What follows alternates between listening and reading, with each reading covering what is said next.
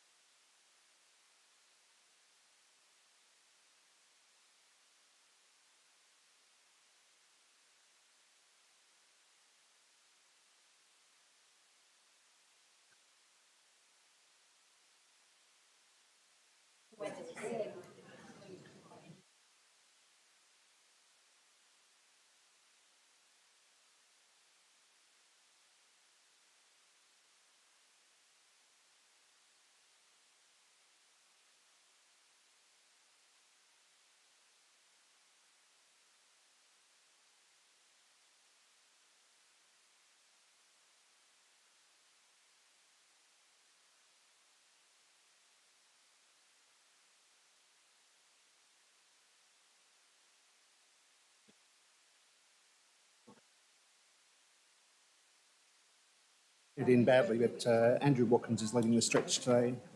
Right.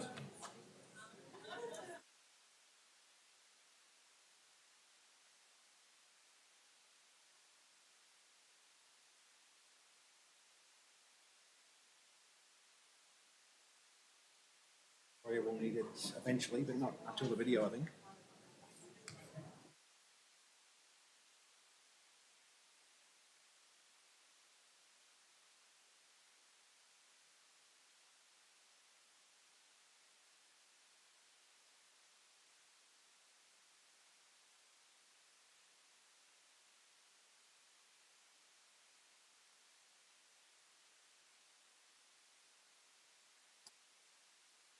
Yeah, it's done. Yeah.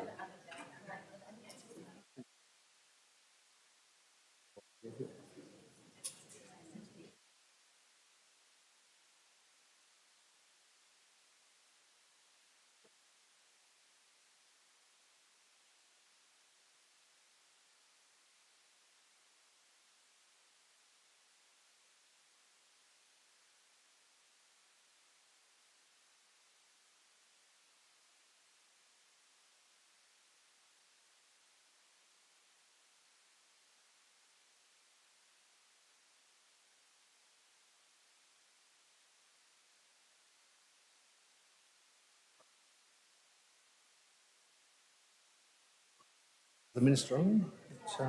As soon as we get it on. Yeah. 105.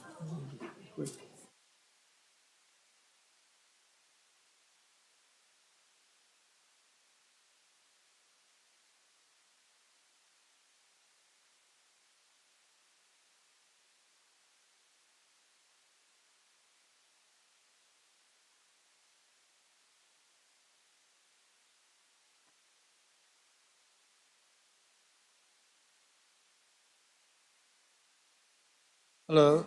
How are you?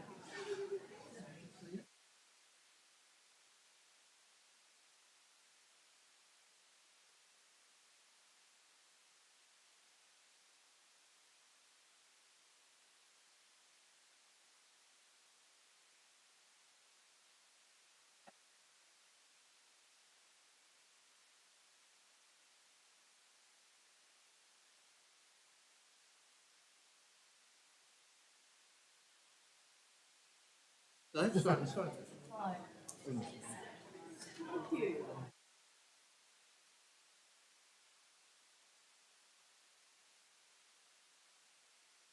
Okay.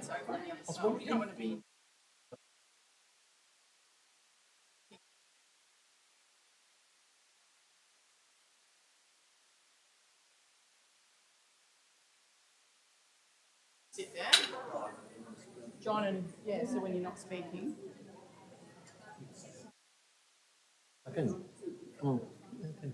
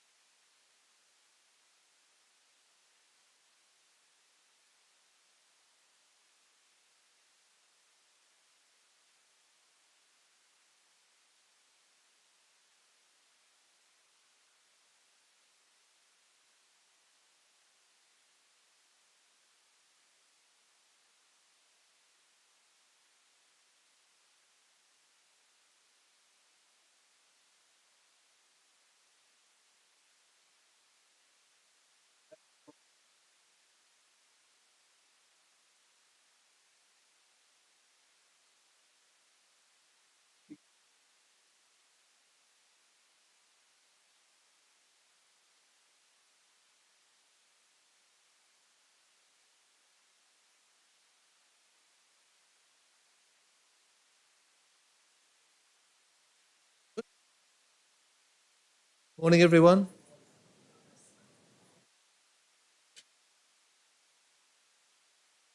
Morning, everyone. Welcome to the Equally Well 2023 Symposium, our third symposium. My name's John Allen. I'm one of the co-chairs, along with Dave Peters here. So welcome and thank you. And I'm going to invite Auntie Joan to welcome us to country. Auntie Joan.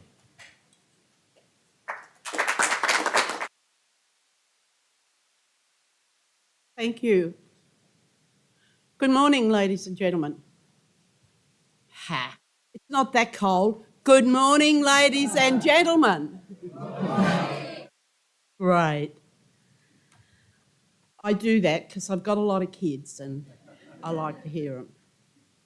And I'd like to just let you know, before I start, that I support the people in government embracing the Uluru Statement from the Heart, voice, treaty and truth-telling. Not just any voice, a voice that's going to go in there and speak the truth for us, not a port carrier. And I'll let you know that I sit on the board of the Metropolitan Local Aboriginal Land Council, and that Metro LALC is the body for the protection and preservation of all Aboriginal culture and heritage within its boundaries. That includes Sydney CBD and surrounding local 24 government areas, from Canterbury Bankstown to Cessnock, and we are proud to acknowledge all respective traditional owners and custodians for this place, now called Sydney. My name is Joan Bell. My family and friends know me simply as Auntie Ding. You know, when you grow up, especially in a Koori family, you get a nickname. And because my last name is Bell, I got Ding, you know, Ding Bell. So that's where Auntie Ding comes from. I am a mother of 10, a grandmother, a great-grandmother, and a great-great-grandmother of 81 grandchildren. Thank you. That was last count. I'm not counting anymore. But I can tell you, my bloodline is here to stay. My Gadigal ancestor was a local custodian who was taken to Parramatta's Natives Institute, and in 1845 was taken by Reverend John Cartwright to Pajong, Gundingara country near Gunning, New South Wales, to work. I was born at a little central west New South Wales Wiradjuri town called Peak Hill. However, I spent my younger years going walkabout. I did go to school sometimes because back then it was very hard for Kooris to go to school. I lived in the scrub and we overheard the teachers talking and saying, you can't teach these black kids anything. So, you know, we sort of lost all faith in teachers. And my schooling, what I learned from the walk of life, going walkabouts with my mobs and learning from the old people. The old people knew best and we had to listen. If we didn't, we'd have red ears, let me tell you. But I learned a lot from walkabouts. I learned a bit from the teachers when they decided they wanted to teach us. But anyway, that was then, this is now, and I'm doing the same with my kids. I lived on the block in Redfern for 15 years. That was something, having a mission right in the heart of Sydney. It was an Aboriginal village in the heart of Sydney because it was a block and it was just all the mobs. I had a set of twins and there's, you know, the terrible twos. So when the twins would get out, my front door opened out onto the footpath. When the twins would get out, they'd never go the same way. They'd always split up and go that way. So you'd have me like a lunatic out in the middle of the street singing out to all the Kooris up the street, catch that kid, get that kid. So it was great, because when you live in a community, everybody knows everybody and they will look after your kids. So I had no problems. I now live on the new block in Waterloo, and they're trying to move that over, but I can't see them doing that. We're going good. We honour our Gadigal, Eora elders and leaders, including Barangaroo, Pemaway and many others who fought the first boat people who landed in Sydney Cove in 1770 and 1778. My respects to Gadigal elders past and present.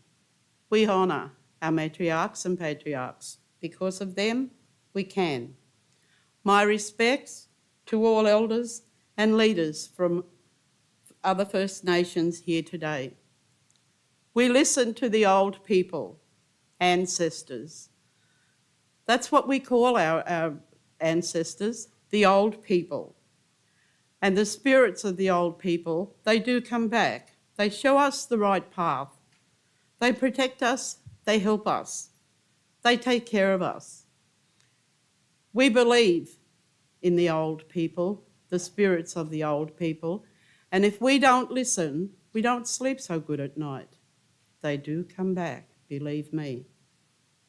This welcome to country is made in the spirit of peace and harmony with all peoples of modern Sydney.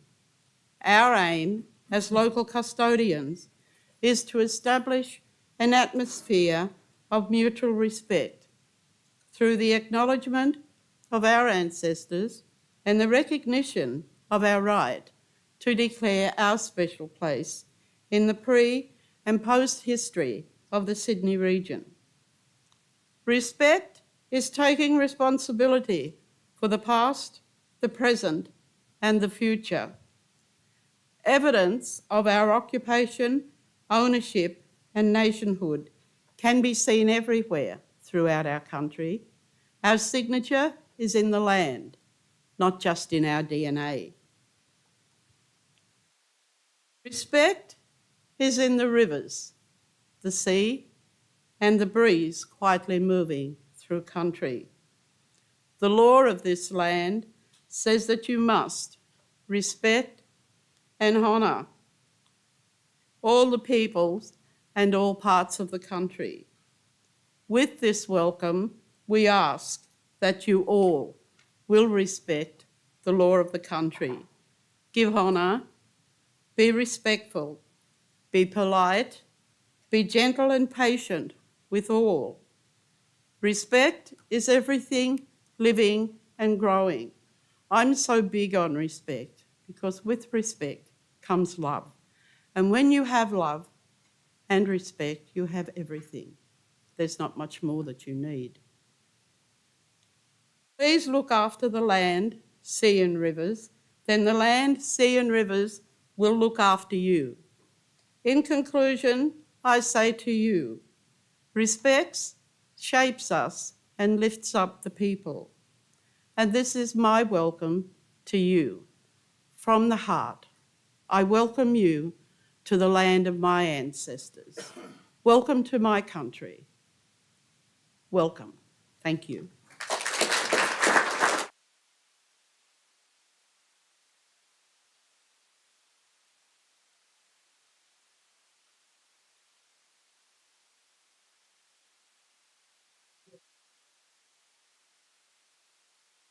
Thank you very much, Auntie Joan. I think that the message of respect and love is very important, and also the message about the voice and her wonderful life. So thank you very much, Auntie Joan.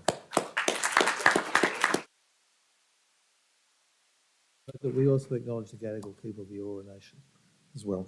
Can I also then move on from that and equally well recognise the lived experience of people who've experienced emotional and mental distress and the variety of experiences those people have had in accessing mental health services. Lived experience is embodied in Equally Well and continues to drive our purpose. I just also acknowledge people the lived experience of mental illness, drug and alcohol issues, suicide issues, their families, their carers, and those people who care for them. Because without that, we would not be here. So thank you very much to think about that.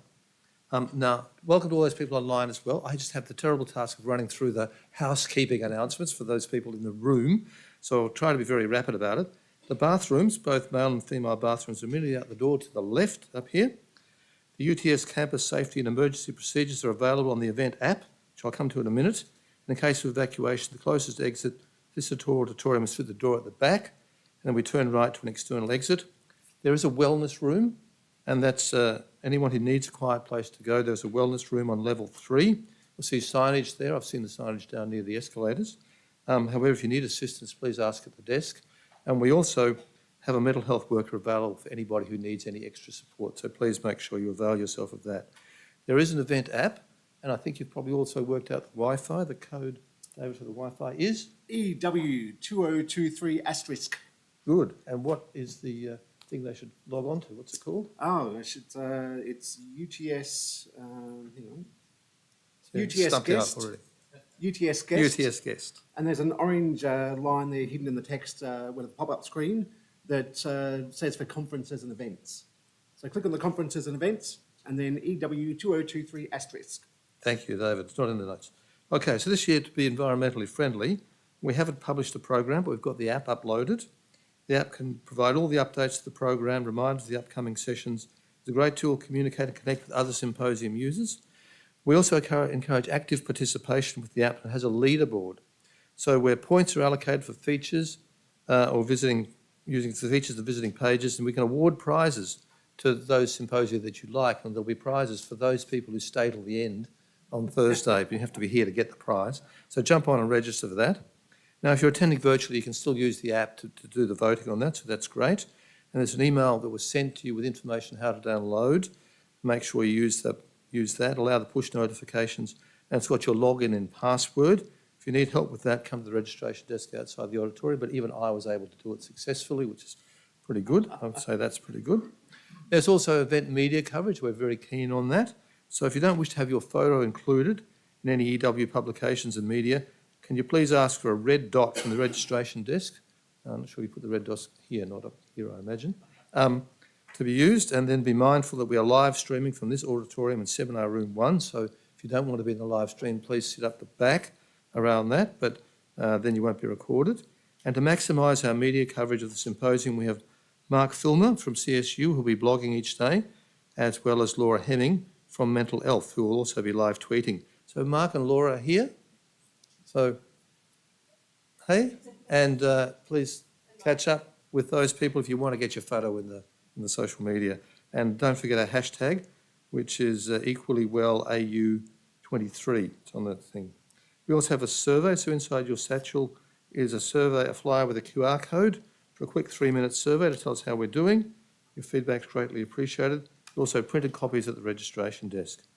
I just need to thank our sponsors who are up there, but the Commonwealth Department of Health and Aged Care, the National Mental Health Commission, Queensland Health, New South Wales Health, the Queensland Mental Health Commission, Wellways, NEMI National and the RANZCP.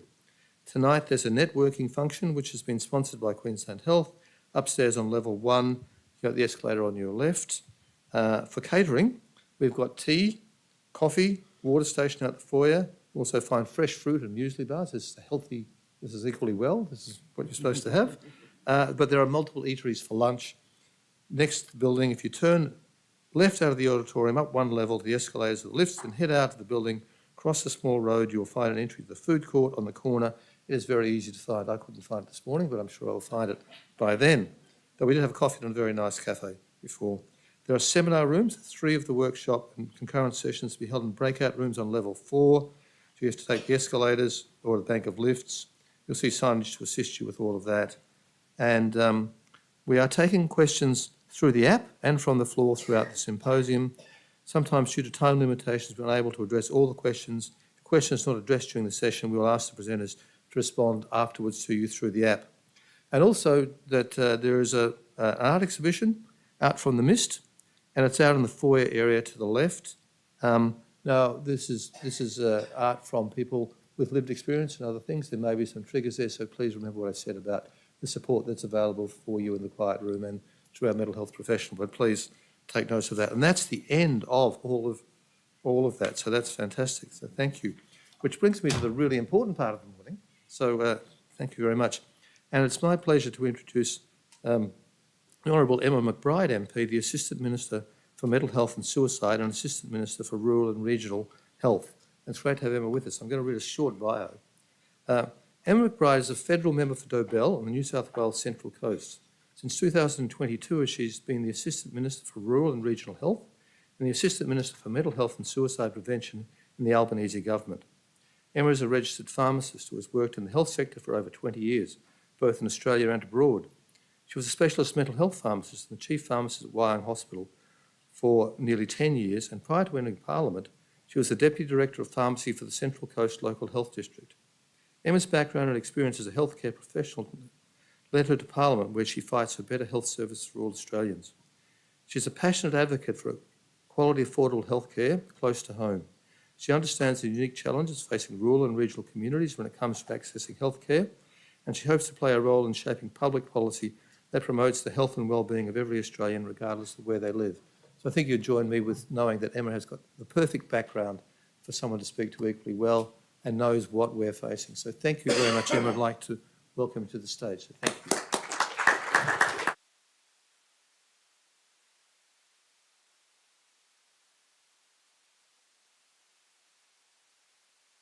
Thank you, John, for that very generous introduction. Thank you and good morning. And I know Annie Joan has left, but also I would like to reflect on her very generous welcome to country to all of us today. Before I begin, I also want to acknowledge the traditional custodians of the land on which we meet and to pay my respects to elders past, present and emerging.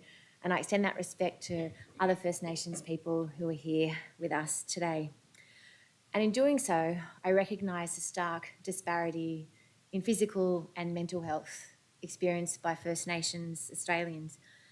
And I'm proud to be part of a government that will give every Australian the opportunity to vote for constitutional recognition through a voice at the referendum later this year.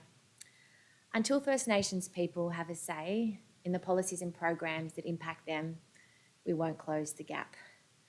And when it comes to the voice for me, as with my responsibilities for mental health and suicide prevention, what is front of mind is the rate of suicide for First Nations Australians. What we have done, despite our best intentions, hasn't worked. First Nations people die by suicide at more than twice the rate of non-Indigenous people. And when we talk about closing the gap, this is what we mean.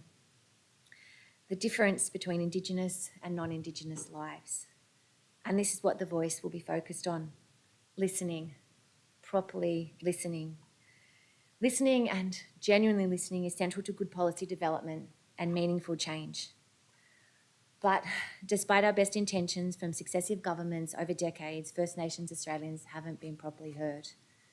So I encourage everyone in this room to think very deeply about their contribution to the upcoming referendum. I would also like to acknowledge the individual and collective contributions of people with lived and living experience of mental ill health and suicide, as well as those who are carers or supporters of people living with mental ill health, who are making valuable contributions to improving mental health care right around Australia. Thank you, Russell Roberts, the Director of Equally Well, along with John and Dave, co-chairs of the Equally Well Alliance, for inviting me to open the 2023 Equally Well Symposium. The next 3 days will be a welcome and exciting opportunity to showcase the important work happening across the sector to improve the physical health of people living with mental ill health, a particular personal interest of mine too. It has now been just over 12 months since we came to government, and in those 12 months I've been in many rooms just like this, where I've had the chance to hear from people with lived experience, researchers, clinicians, service providers about what needs to change and how together we might be able to work towards that change. And in the last 12 months, we have laid the groundwork for this change.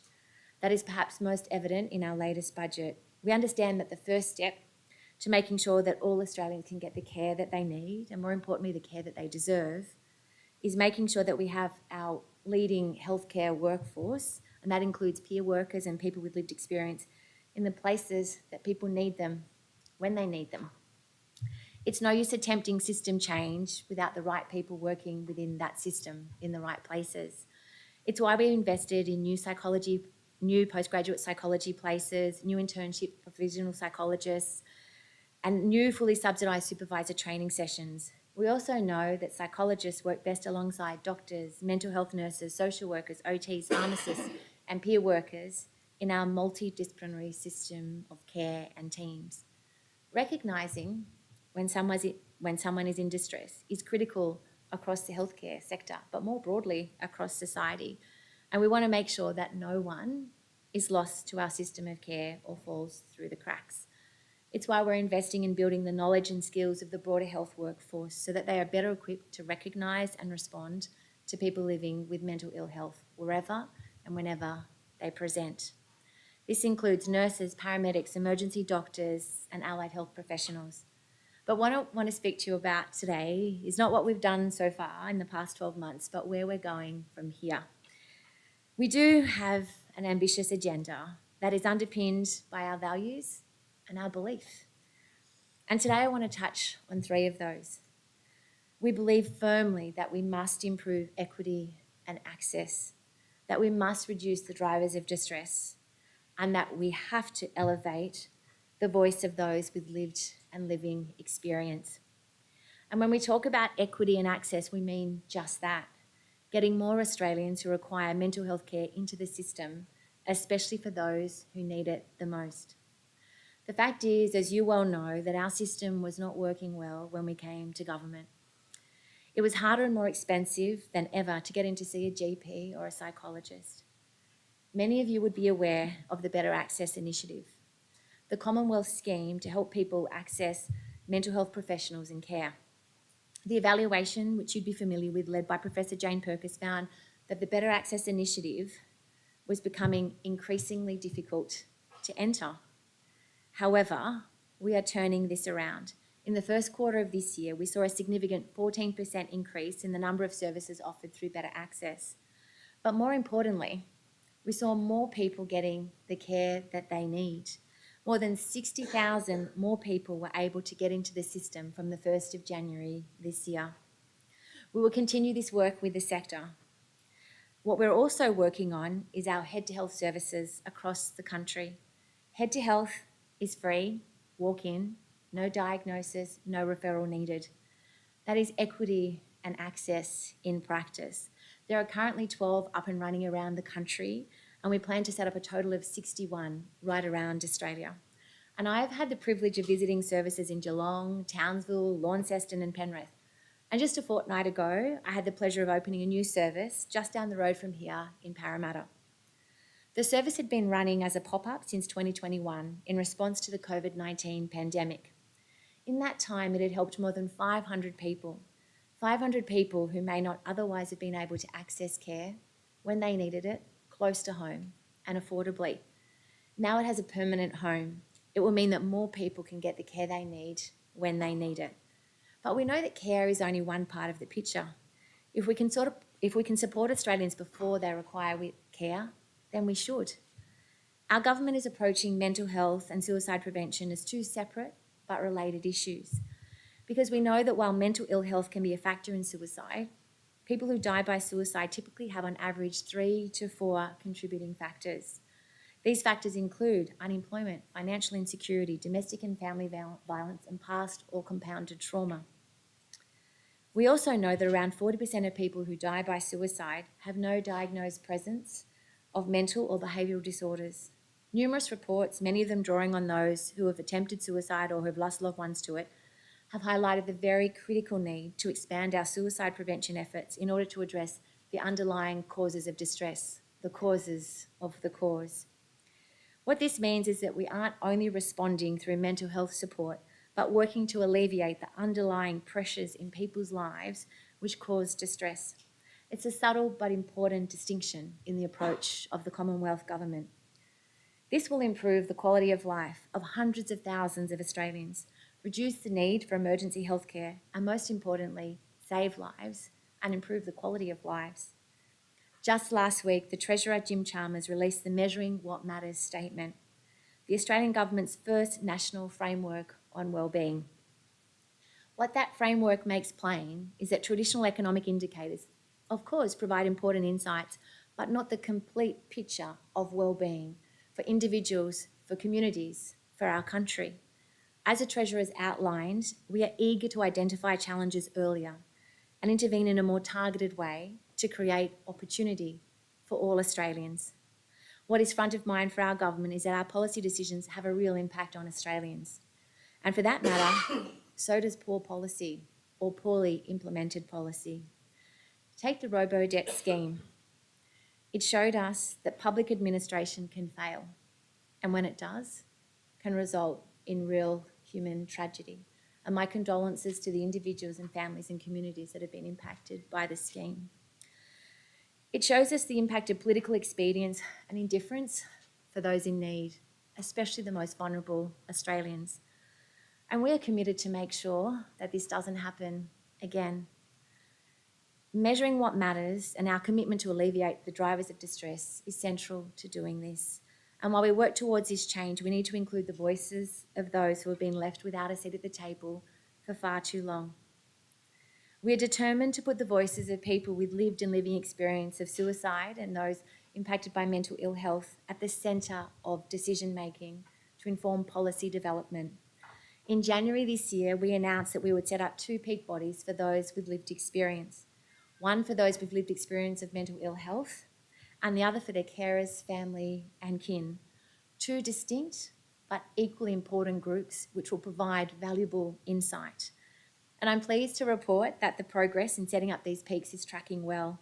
Recently, we appointed the Australian Centre for Social Innovation to work with the mental health sector and people with lived experience to design these peaks in a genuine co-design process.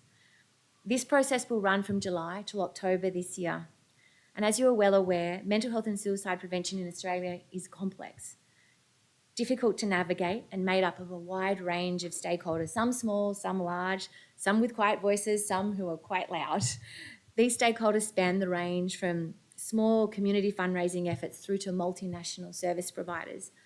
And while these individuals and collectives do important work, we do need to formalise how government receives advice and counsel from those with lived experience to make sure that they're properly and genuinely heard. These 2 peak bodies will do just that. With the current progress, we expect that they'll be up and running by early next year. And I'm pleased to announce that this week we will open the public consultation for these peak bodies. The consultation will be open on the TACSI website. And I encourage you to actively engage in the process because we need your insights and your perspective to make sure that we get it right and to improve the mental health system of care for all Australians. The work that we have done so far and the work that we plan to do is not possible without working in strong collaboration with each and every one of you. I know that it is through this honest and robust dialogue and where we sometimes won't see eye to eye that we will find our best solutions.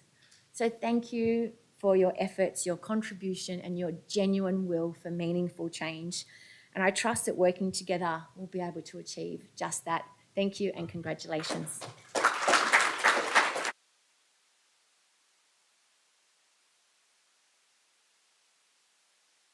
Thank you, Minister. I think that you'll find in this group of people in this room a team that are wanting to take on your vision as well. So thank you for outlining that, and thank you for what we have in the future, because that's really, really important. So very grateful for that. On in the program now to a short launch that Dave and I are going to do of this equally well in action. No? Oh, sorry. Catherine, no, I apologise. Got it wrong. Sorry, Catherine. One of my best friends, and I've forgotten to introduce her. Catherine Lara is New South Wales Mental Health Commissioner.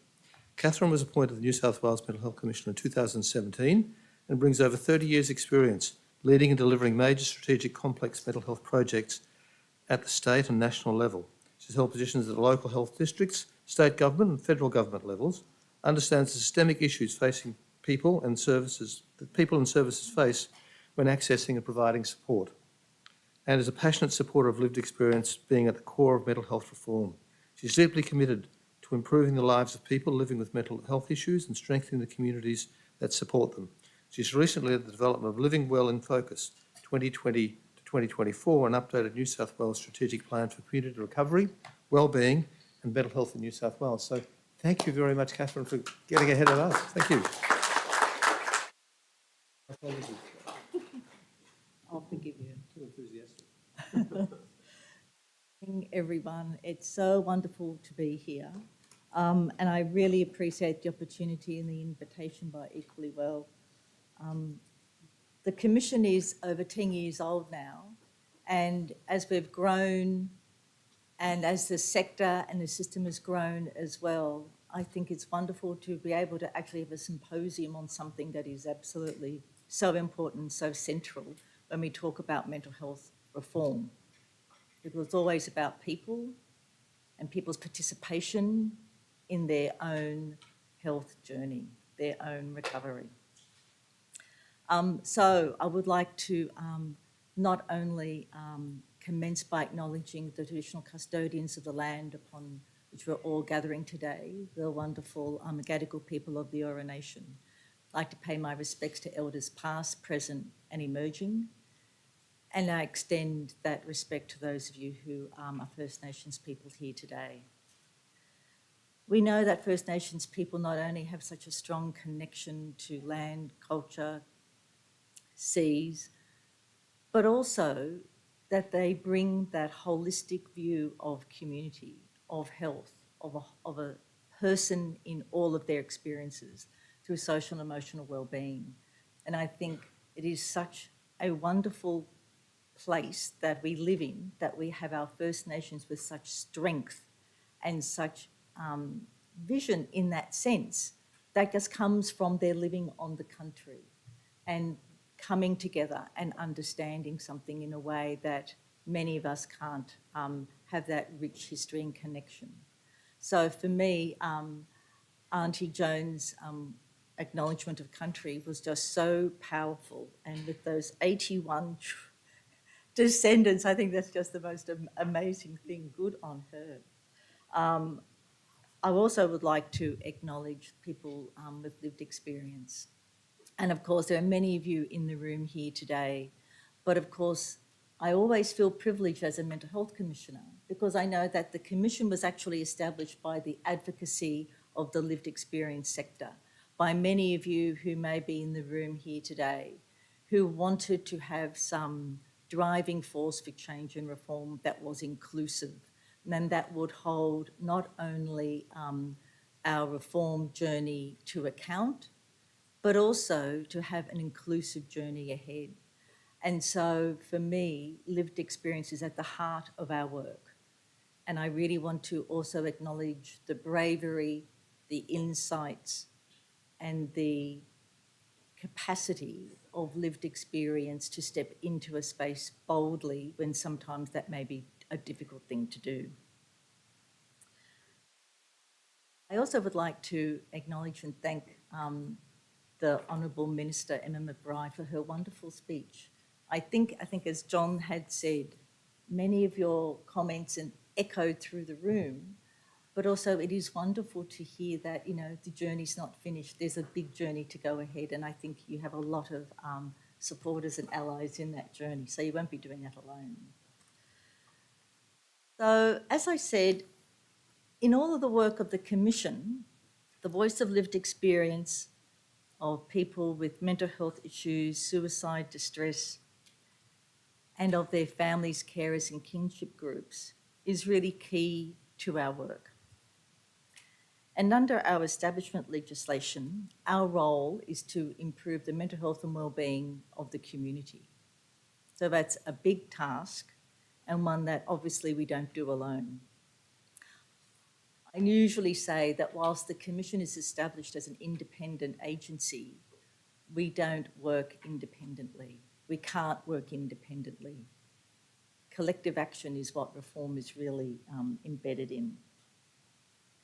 And so that's why we're so pleased to be here and to be such a supporter and partner with Equally Well, because that is about not only in having inclusive voices, co-production, but about working together for meaningful change.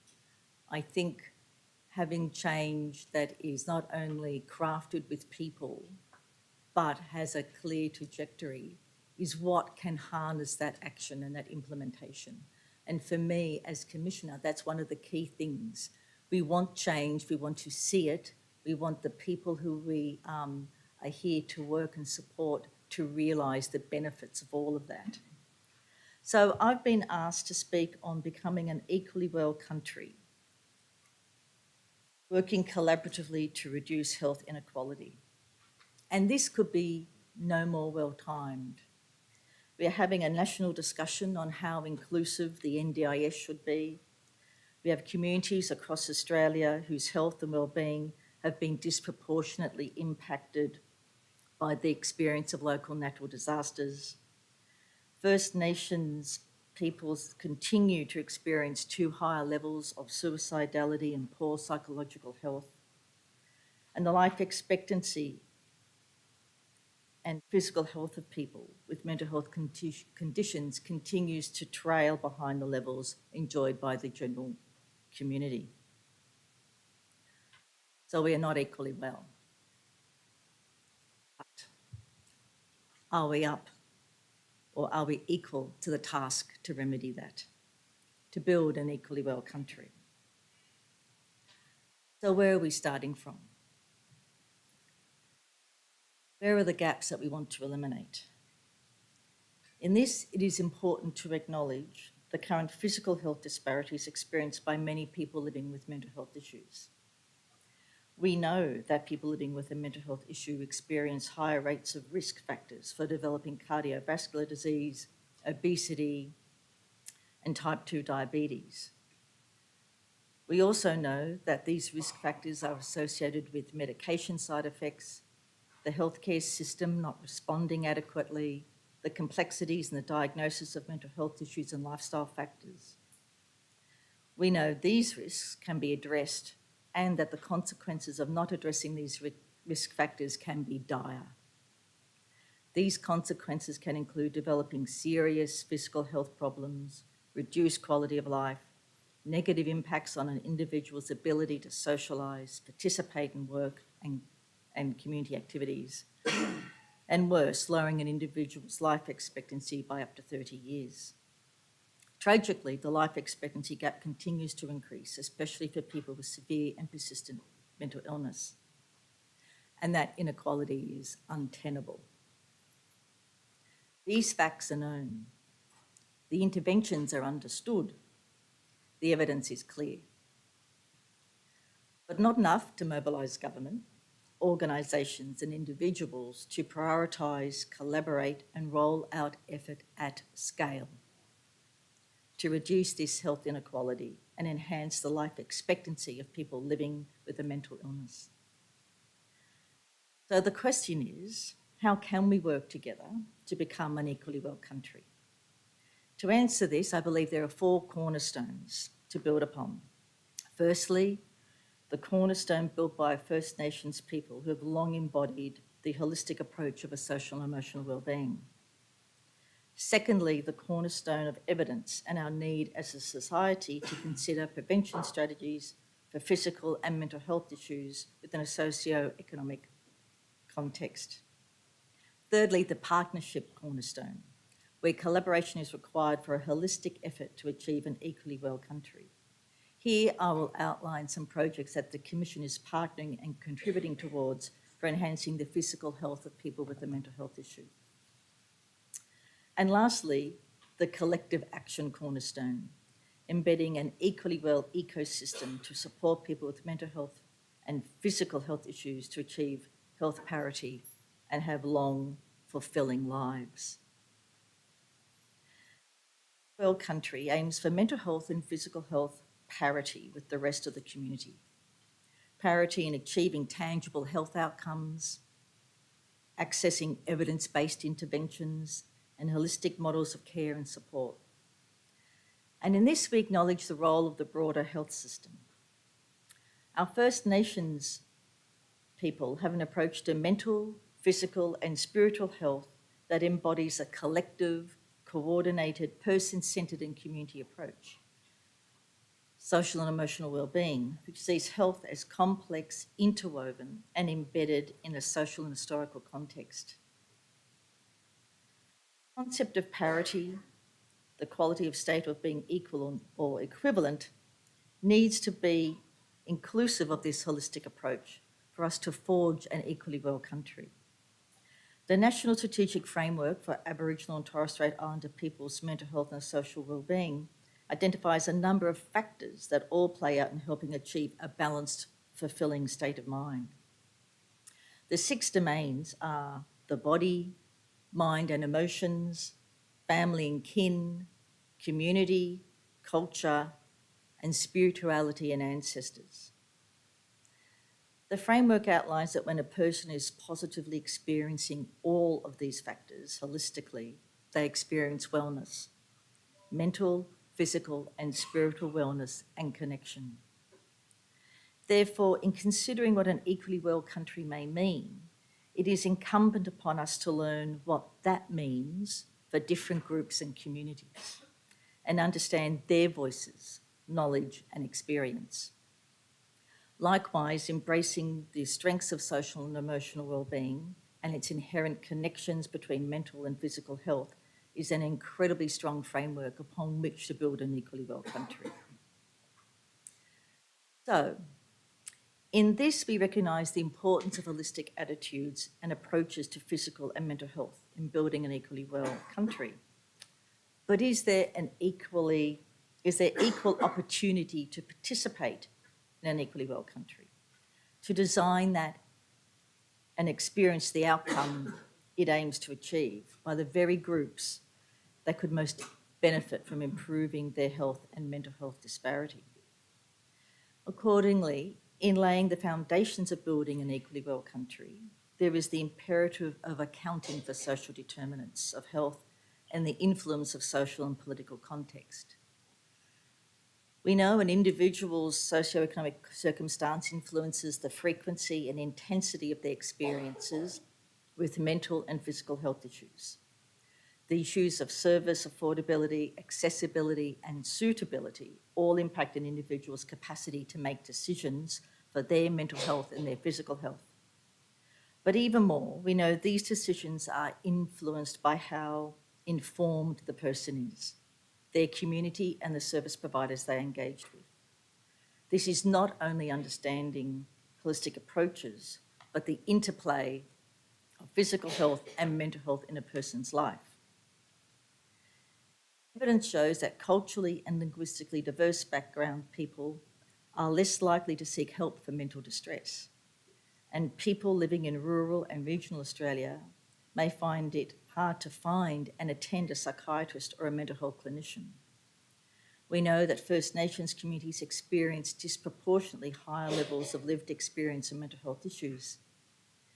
And in the complex and interwoven context of people's lives, addressing both physical and mental health issues can become more convoluted for the individual, their family and community, as well as the workforce that's there to support them. The breadth of systemic barriers faced differently or commonly contribute to the person's ability not only to reach out and engage with supports, but also impacts the workforce in their role to provide best care. We know information is power, and so do we need an equally informed, equally well Australia. That is why I firmly believe that health literacy is the key enabler to support and enable a better informed workforce and community across both the health and mental health sectors. Empowered, informed healthcare decision-making optimises opportunities for prevention, early intervention and treatment in a person's life. This requires an informed, holistic workforce as well as an informed community that better understands the decisions, risks and the opportunities before them. This is important. 60% of Australians are estimated to have low health literacy. In New South Wales, where approximately 1.3 million people are estimated to experience mental illness each year, this represents about 780,000 people. who have low health literacy. And we know that low health literacy has been associated with less engagement in prevention activities, less effective communication with healthcare professionals, poorer health outcomes, and higher healthcare costs. In the 2017 report of the United Nations Special Rapporteur for Mental Health, 3 specific factors were cited as contributing to the global burden of obstacles in mental health: the dominance of the biomedical model, power asymmetries which impact decision-making at all levels, and the biased use of evidence. While all three can be obstacles to us achieving an equally well country, it is the power asymmetries which impact decision-making that are so influential in how we design an equally well country and in personal decision-making on health choices. Improving health literacy and co-design are 2 avenues where power dynamics can be disrupted. Building an informed community on both mental health and physical health issues requires an acknowledgement of the power dynamics in play that have led to the health and mental health disparity we see today. Here, collective and collaborative action at its best is in power sharing and knowledge to achieve a common goal. Co-design and co-production are central to this, to ensure the voice of lived experience is embedded in collective action. As such, collaborative effort in policy decision-making at the government or sector level, across the healthcare workforce and lived experience community is crucial. For this reason, the New South Wales Mental Health Commission is focused on contributing to efforts that improve the physical health of people living with a mental health issue. This leverages the expertise of research, contemporary practice, and the voice of lived experience. And I just want to touch on 4 areas where we've partnered with wonderful collaborators, 2 of which are here today, and I will call you out by name, just to put you on notice. So, we have had wonderful collaboration with Equally Well and other partners to support the Being Equally Well roadmap. The roadmap lays out changes to how clinical services can prioritise and support both the physical health and the mental health of people at the same time. The Commission, through its work, contributed to a series of roundtables focused on discussing the contributing factors and potential solutions to improve the physical health of people with persistent mental health issues, to support the development of an implementation plan for the roadmap. We have also partnered with Health Talk and Equally Well to better understand the experiences of people accessing mental health services. This developed an online resource, the physical health experiences of people who have accessed mental health services, which I'm very excited to see will be launched tomorrow at the Symposium. So all go along to that. So we were very pleased to support and contribute to this online resource, as they are designed to empower consumers and the health practitioner. So thank you, Equally Well. Next, the Commission, with a focus on practical supports for people with lived experience and clinicians, partnered with Mind Gardens. So now there's a call out to the wonderful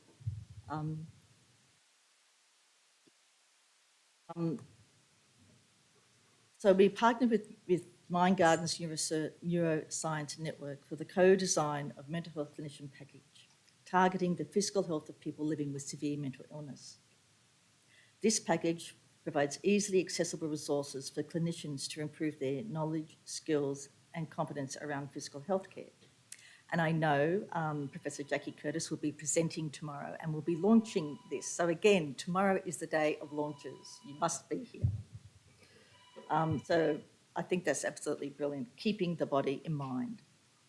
And lastly, the Commission partnered with Professor Richard Osborne from Swinburne University, leading a consortia of universities in the undertaking of a $5 million Commonwealth grant to develop a mental health literacy national project.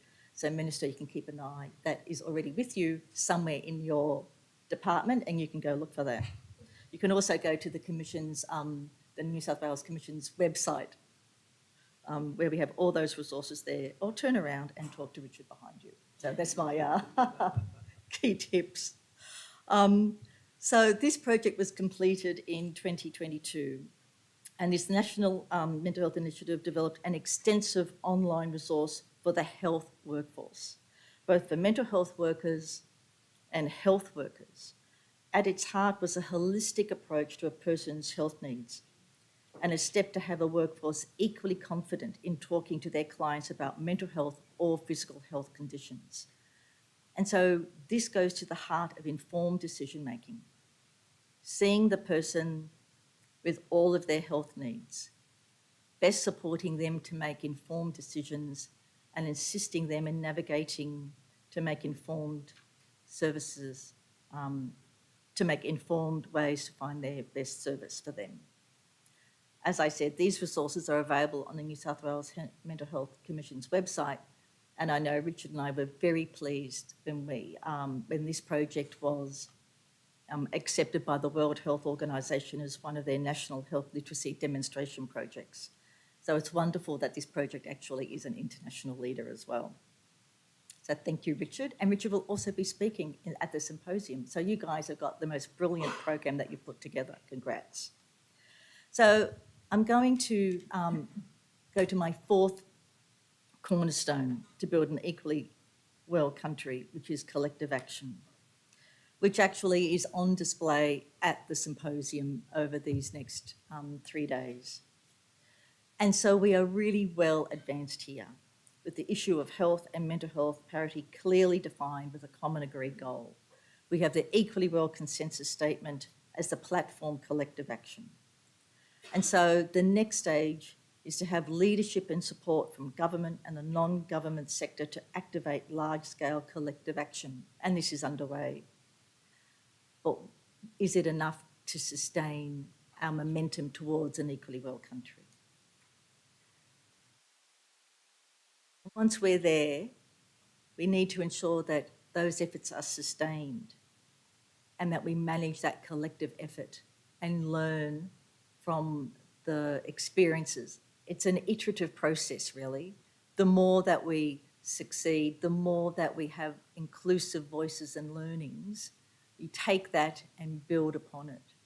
And that's why developing and becoming an equally well country is an ongoing issue. And even when we reflect upon the last few years with COVID and the many natural disasters, for us in our sector, it is always about learning and listening and understanding how we can continue to not only to listen to people, but to iterate, reshape, and be agile so that we can keep addressing and building upon the strengths of people's lived and living experience so they have health and mental health parity.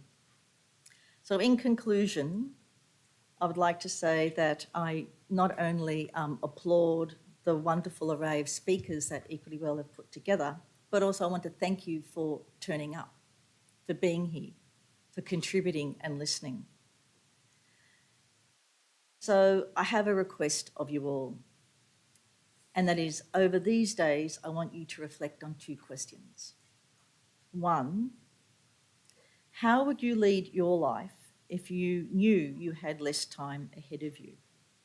Up to 25 years if you lived with severe mental illness. What would you change? 2, in your role, how can you break down the burden of obstacles to build an equally well country? We are lucky, a lucky country. We have strong partners and collaborators and a powerful lived experience voices to lead and guide us in our collective aim to have an equally well, equally inclusive and equally informed country. Thank you.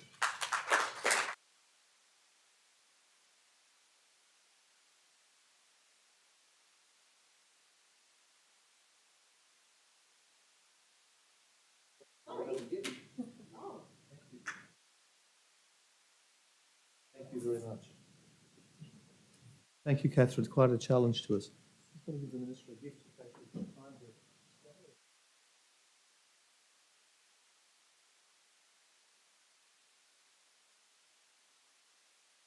Informed there are gifts we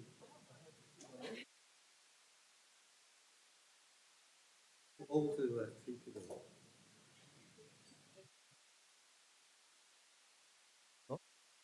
Getting one for me? Thank you. Sure.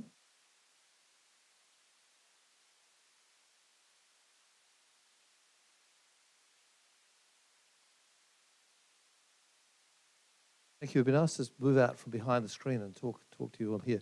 Dave and I have got a short presentation to give you about the 6-year report on the activities of Equally Well, and I'm really pleased to present that. For those online, it's actually available through the app and online. We've sent that, and we've got copies in everybody's satchel. I'm going to talk a little bit about the history and where we came from, and then we're going to show a short video just outlining the report rather than going through it in a laborious way.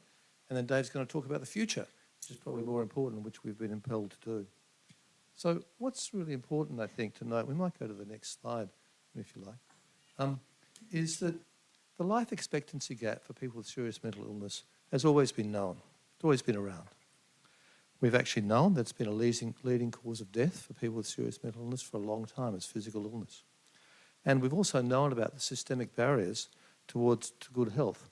But one of the things that happened in the psychiatric system is that we found a way to ignore that for a really long time. And it's probably one of the greatest regrets of my life.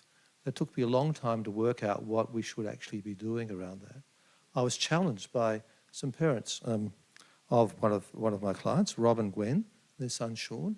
And Rob, who was a scientist, pointed out to me that my stance about protecting smoking as a human rights issue was just completely ridiculous, and that in fact I was helping to kill his son by allowing some of the inequities about physical health and the lack of care that we had.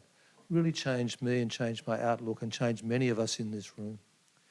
And what happened in around 2010, around that time, a number of articles were starting to be published in Europe and in Australia, a fantastic study in Western Australia, in fact, about outcomes for people with serious mental illness, outlining that gap, outlining the failings that we had made. And people started to move and started to do things about that and to take notice of it. And I recall a number of events that we had. There was a themes conference in about 2012 where we all got up and railed about the system and what was wrong with it and then how we're going to fix it. We actually had the college, the RNZCP, published a fantastic paper on the costs to the system of failing to treat the physical illness of people with serious mental illness. It was in the billions of dollars in Australia and in New Zealand. The then New South Wales Health Minister actually sponsored a round table with his mental health minister, sponsored a round table with all of his colleagues, and where we tried to get all states to take action on this matter. Unfortunately, it was a little scuttled by some federal state politics, and I'll talk about that another time, but we got scuttled by that. But in fact, the people who were interested in this still persisted, and we're actually able, with the help of the National Mental Health Commission, and I really want to thank David Batt, who was the CEO at that time, for actually supporting a plea that we had to bring on some sort of change. I had a vision that we would have some sort of agreement and we'd have a statement like this, but everybody's name would be on it, everybody's badge would be on it, and that we'd all contribute to this in a collective way. And I presented that a number of times. But we were actually able to make that a reality. So the Mental Health Commission, National Mental Health Commission actually sponsored a group to set that up. And that led to the workshop that led to the Equally Well consensus statement, which Russell led back in that day and we were able to publish. And he now informs me that it's actually 6 years ago to that day that Alan Fels launched the Equally Well consensus statement, which many of you contributed to and which has been the backbone of what we are doing in that time. So there he is, launching that. And it is, the backbone is really this coalition of policymakers, researchers, clinicians, service providers, and consumers, and the voice of lived experience at the centre of what we do to make that change. So I really just want to say that we've done some fantastic work. And before I show the video, just to highlight a couple of things. I mean, the international collaboration that we now have, we've got in a number of countries, we're leading that way. Equally Well, I have to say we borrowed from New Zealand, and I just have to admit that but they gave it with permission that we could use that because we were searching for a name. But we have now over 98 collaborators. We're really looking to crack that 100. Russell wants to get over 100 people badged up. It's up to that organisations, governments, individuals, all signed up. And we have really made a difference in policy, in practice, and in outcomes. But as everybody has said, we've got a lot more to do. So I'm going to hand over, we're going to run the video, and then hand over to Dave.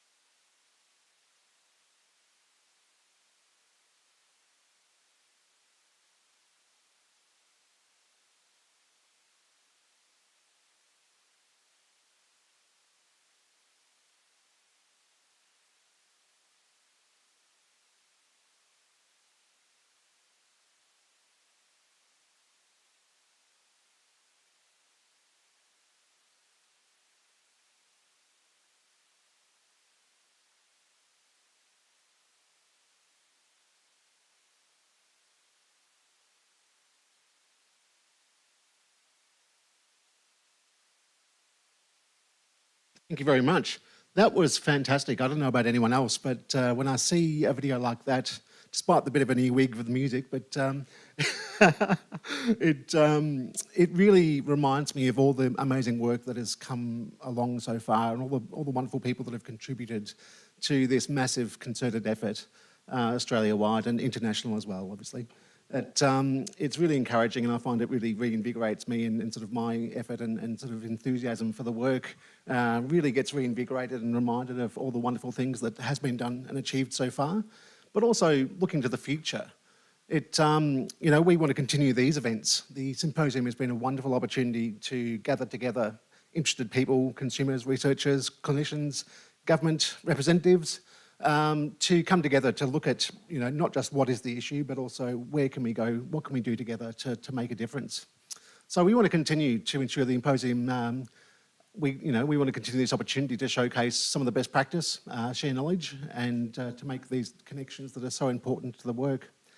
We want to continue these webinars that we've had, especially, I guess, in response to the lockdowns and the pandemic sort of restrictions. We pivoted from our national sort of annual symposium that we had planned for that year and went to a series of really great webinars, including people from Australia and international. So we want to continue those webinars and the education for people, interested people across the sector. We want to continue to work together, so supporting partners within the sectors to develop and implement physical health guidelines. We want to expand some of those communities of practice that we've already started to build more expertise and knowledge around physical health and to cultivate innovative partnerships. We want to develop more resources, so looking at expanding the initiatives and activities SCAN, which is in the symposium, or will be in the symposium report? Very much so.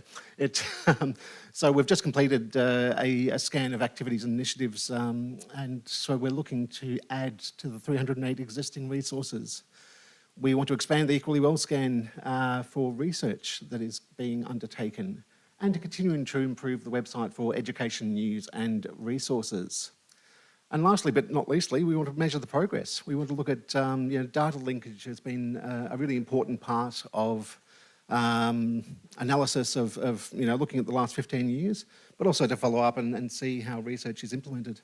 We want to develop an international scorecard to look at ongoing benchmarking of where we're at, and to improve the evaluation and reporting from the initiatives and activities scan.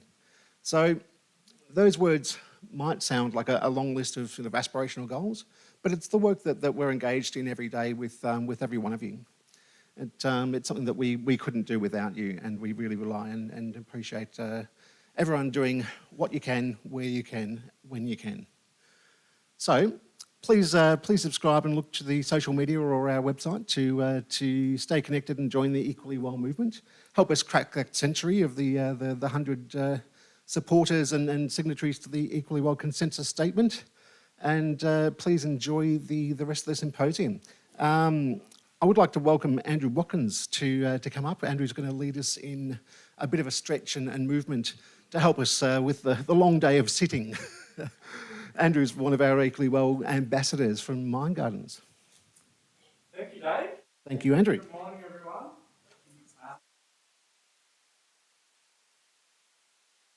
If we move a little bit, just a few minutes to stretch. So, we want to acknowledge this.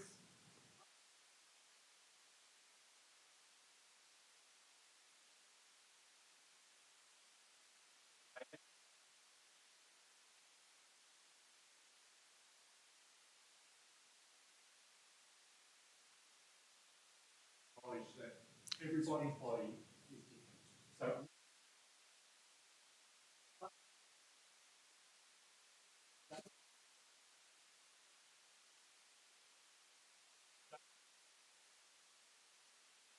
deep breath in and out. And that's exactly what we're going to start.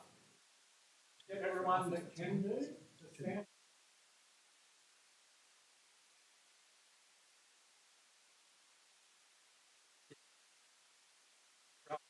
Now we're going to take our arms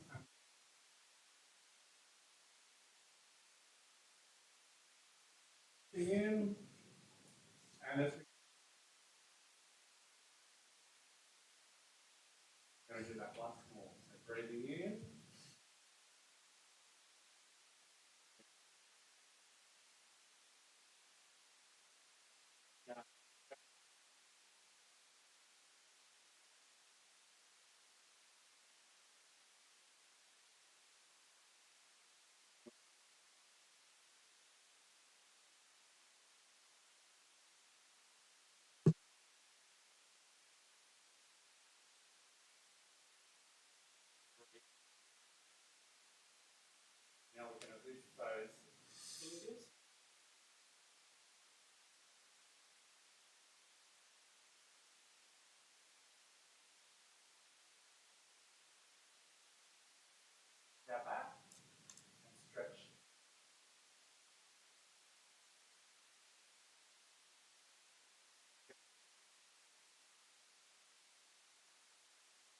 Now, you'll notice that we tend to do this the same way each time. So what I want you to do is take your fingers apart and rejoin them.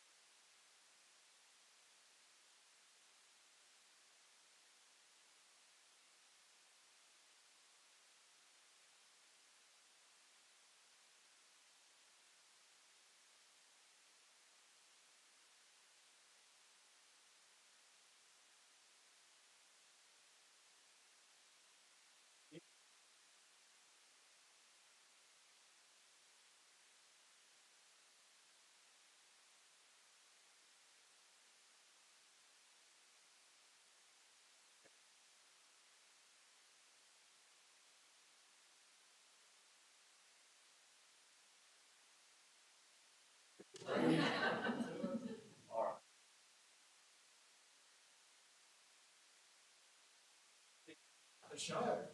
Thank you very much.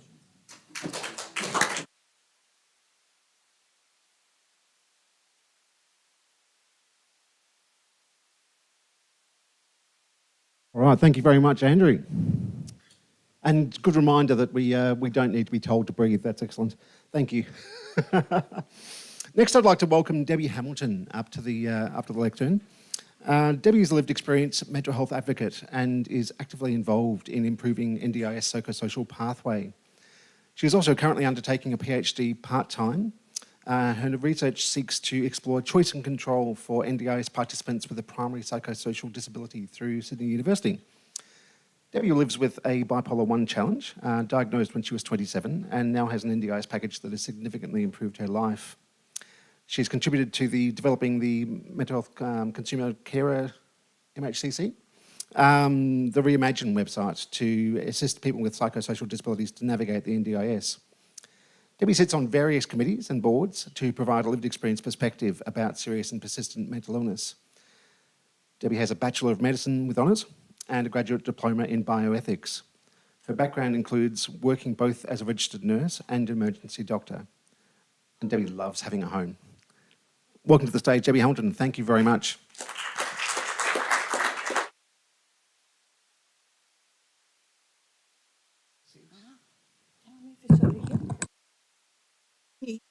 Clear enough?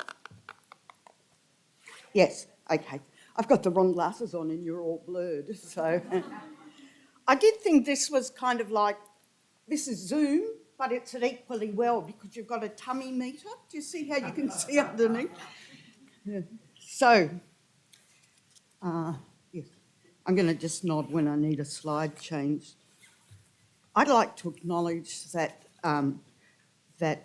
we're on the lands of the Gadigal people of the Eora Nation, and I pay my respects and I acknowledge the enduring relationship that First Nations people have with the land, and I respectfully acknowledge elders past, present and emerging. And you know what? I express my sorrow personally for a lot of racism going on in Australia at the moment. So,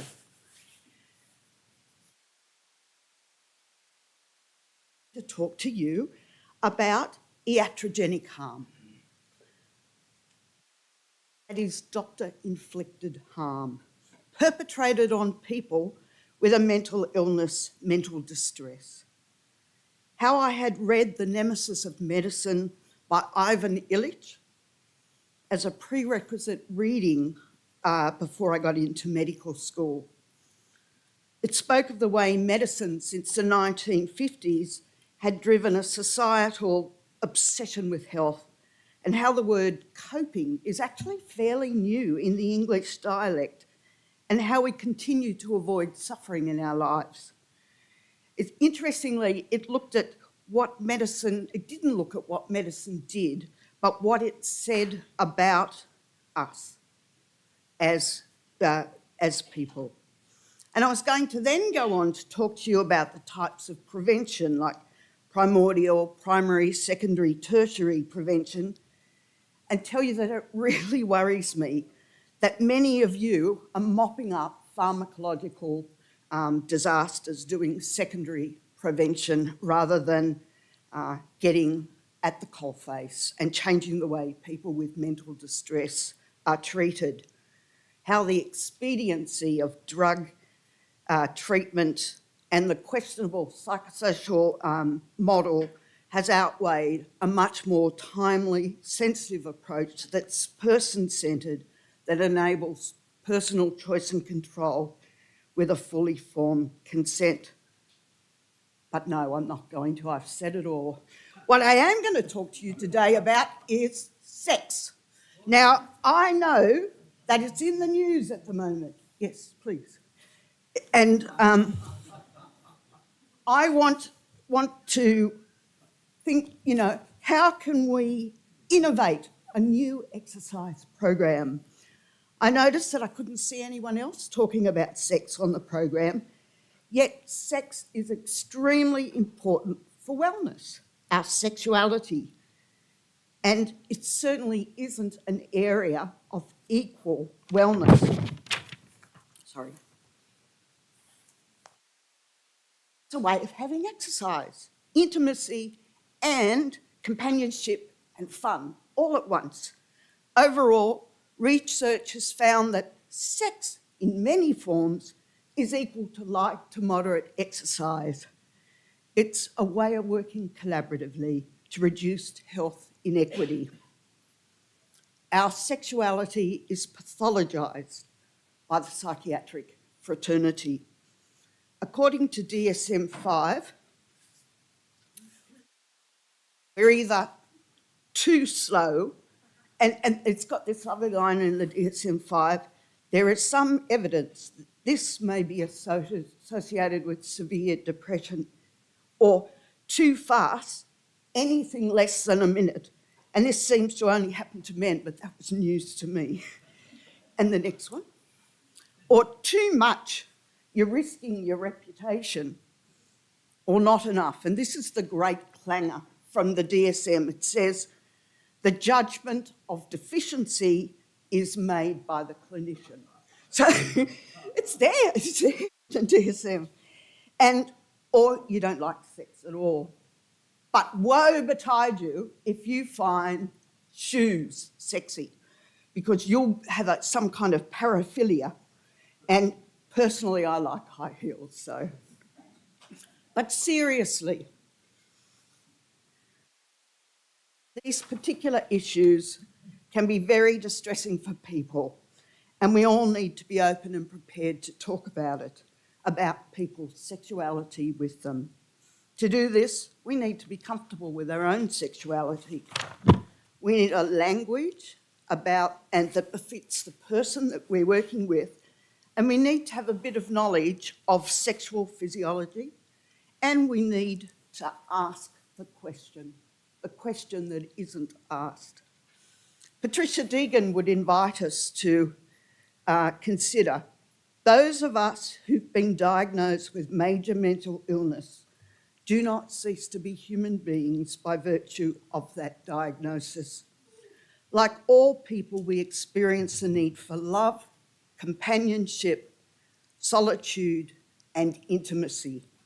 Like all people, we want to feel loved, valued, and desired by others.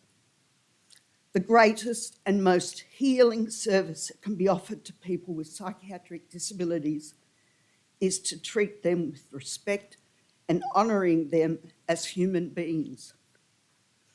This means honouring us in our full humanity, including our sexuality and our desire to love and to be loved.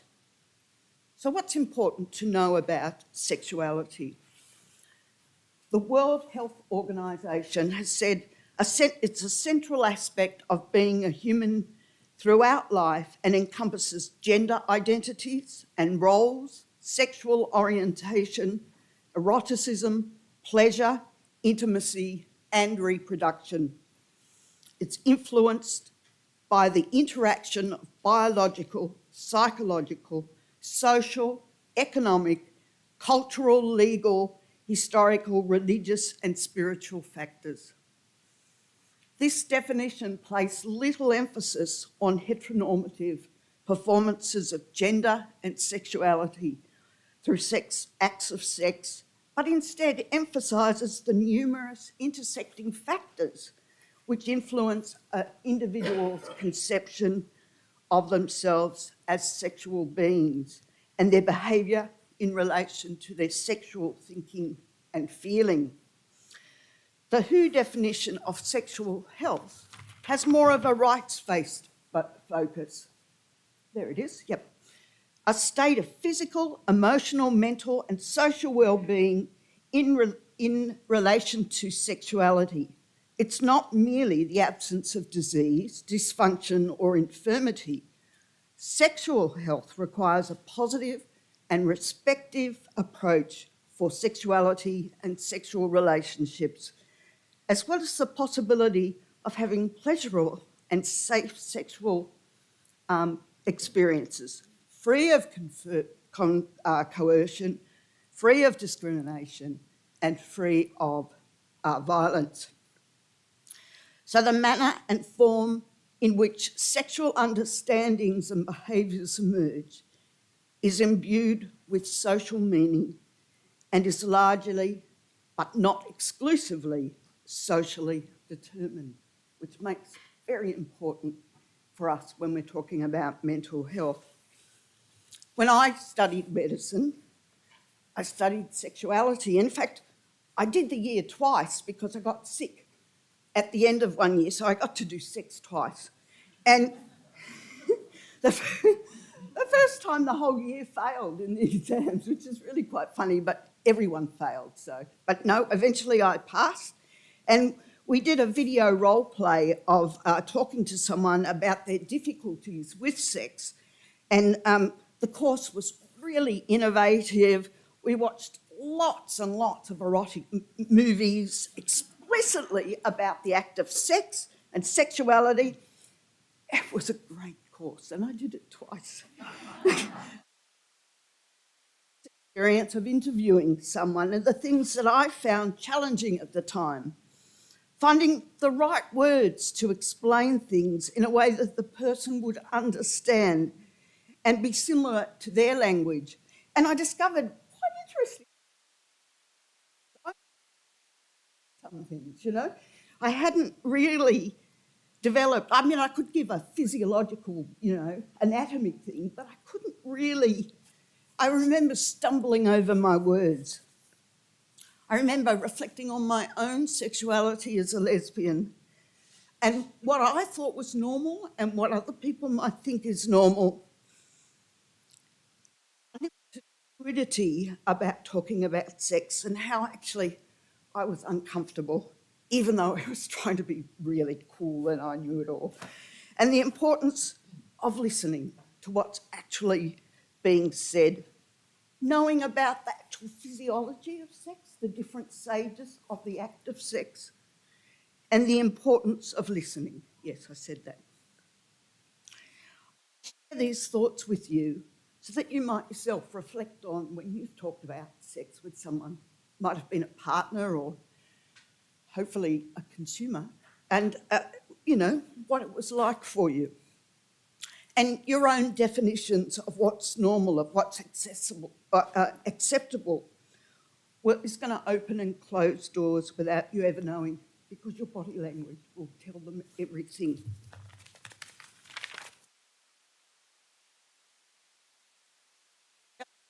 Previous speech about severe mental illness with, we aren't the sexy, have these 10 psychology sessions, get well soon people.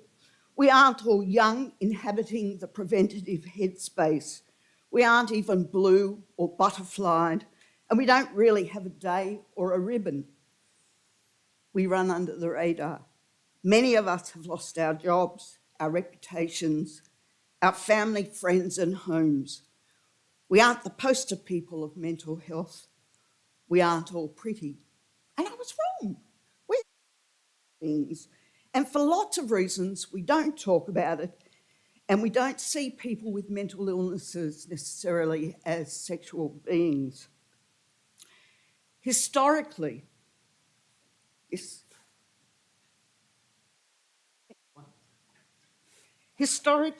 psychiatric profession has a great deal to answer for it when it comes to sex. And given that those who cannot remember the past are condemned to repeat it, it's worth a moment to reflect historically about the psychopathology which has either been the cause or the result of our sexuality. The evils of masturbation and losing your seed, and the cautery of clitorises, the eugenics movement, ridding the world of mental defects, delivering electric shocks to uteruses. And then there's homosexuality.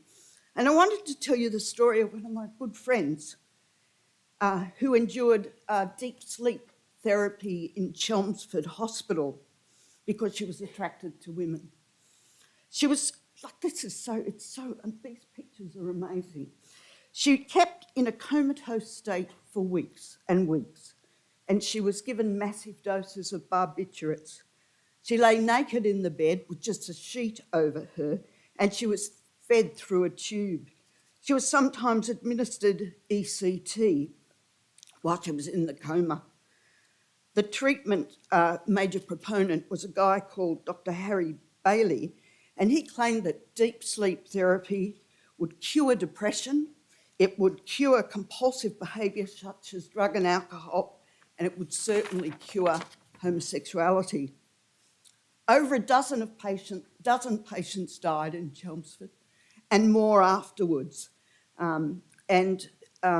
Many people suffered brain damage. In fact, my good friend cannot modulate her feelings. So in any one sentence now, she's literally in tears, giggling, happy, sad.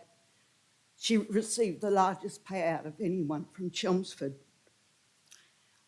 One day, she woke up enough to wonder what's going on. She stopped taking her tablets, she hid them under the bed.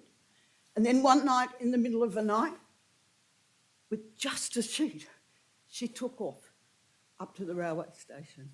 And that is so sad, isn't it? And I worry because abortion is now illegal in America. We're banning books about sex that actually tell the truth. People don't have to serve homosexual people in America if they're a couple. How will psychedelics affect our sexuality? Who will be the newest Charlie Teo of the psychiatric world? So, having been a doctor, number 13, having been a doctor, that medical professionals intend to help people, not to hurt them. However, we really shouldn't look away from the facts of history. The long track record regarding the sexuality of people diagnosed with mental illnesses isn't great. The temptation of distress, like dismissing the past and saying, oh, it could never happen again, is wrong, because it could happen again. And just because they've got, we're of the scientific age, randomised controlled trial, evidence-based, meta-analysis. The problem is mental health professionals need to learn from the past and dare to question the assumptions which guide their work and the very questions they ask about their work.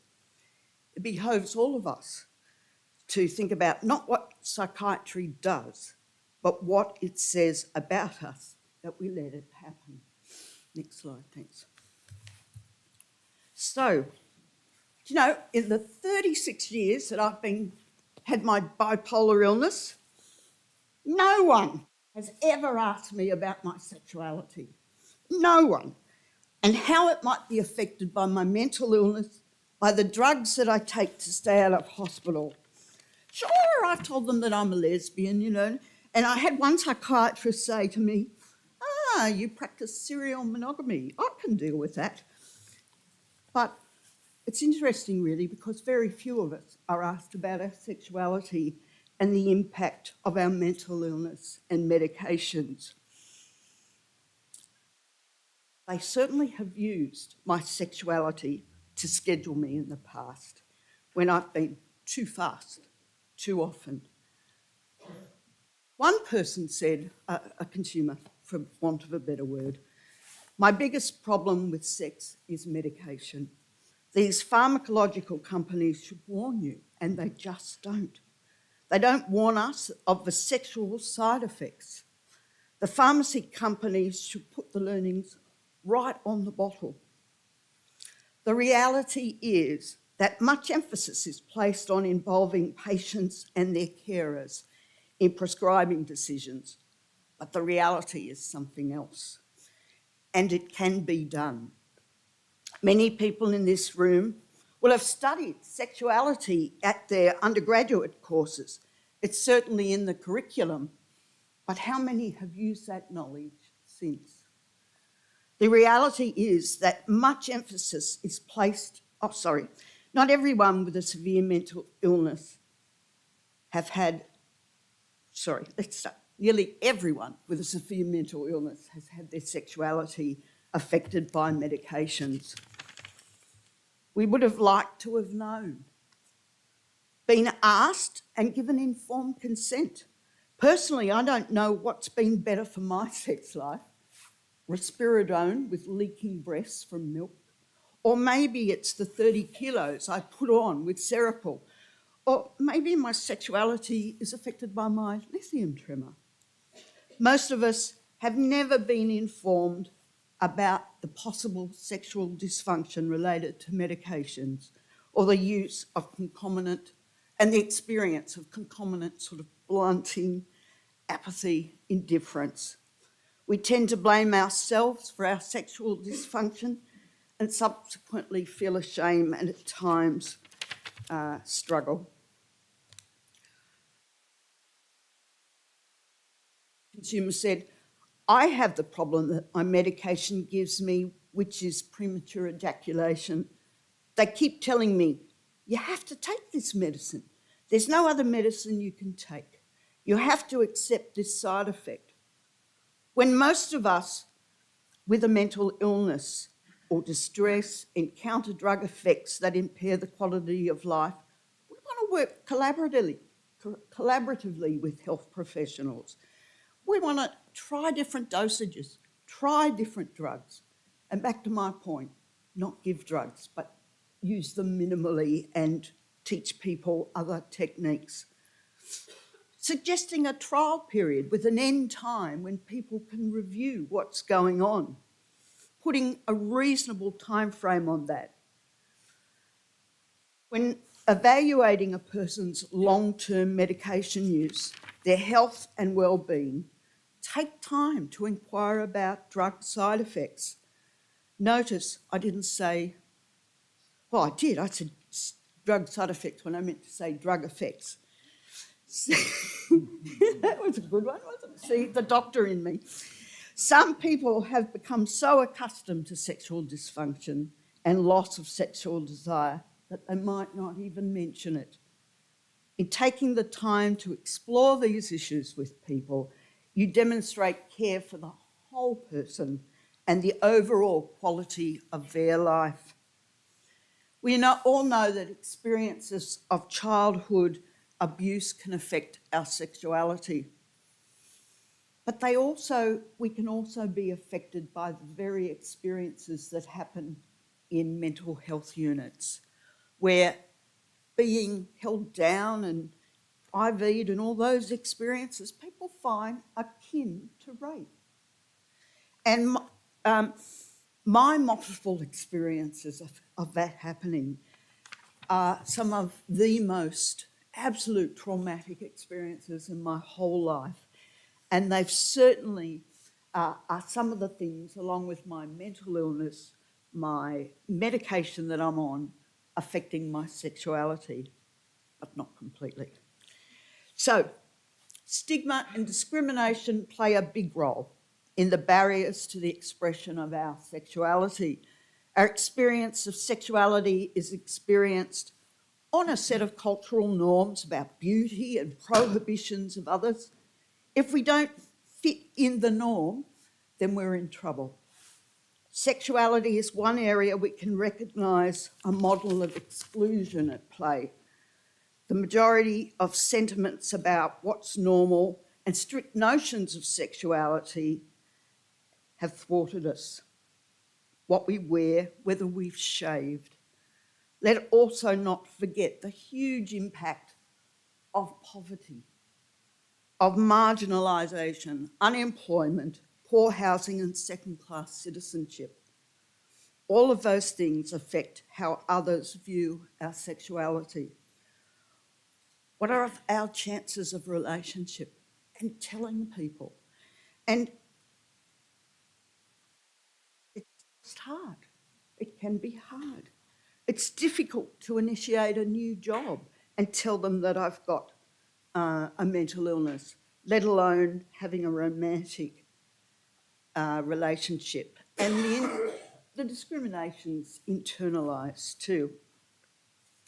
Now, at the moment, the buzzword is recovery model.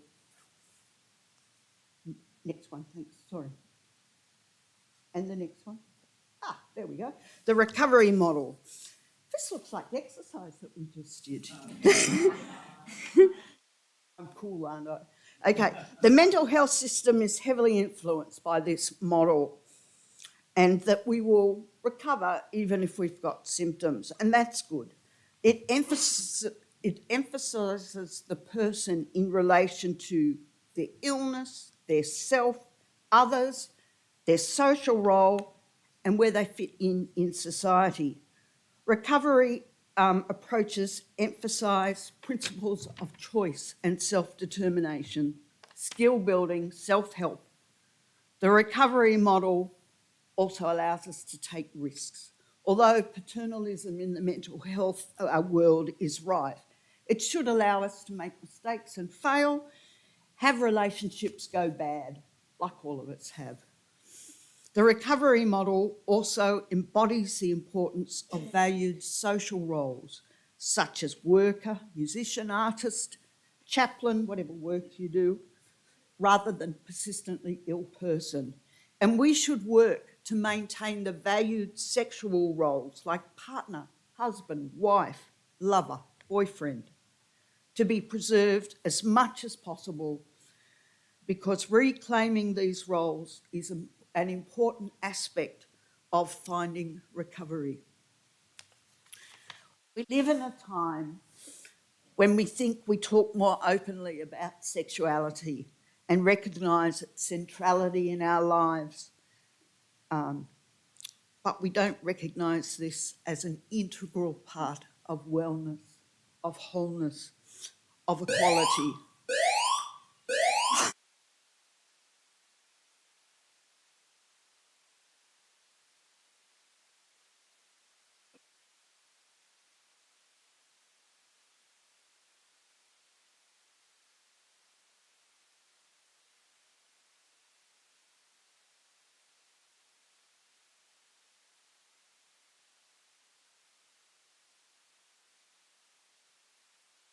I think this is real, folks.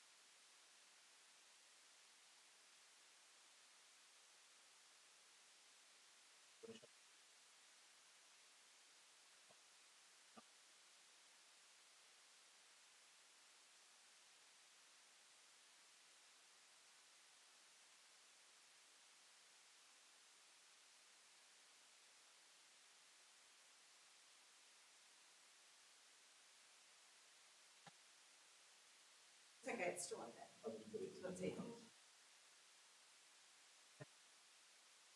Going to continue, so we've just.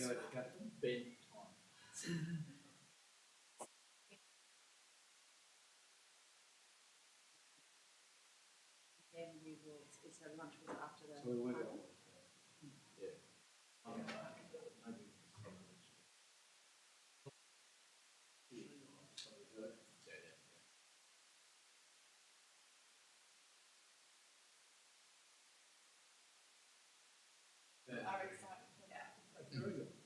I was going to say, she's got material for the next.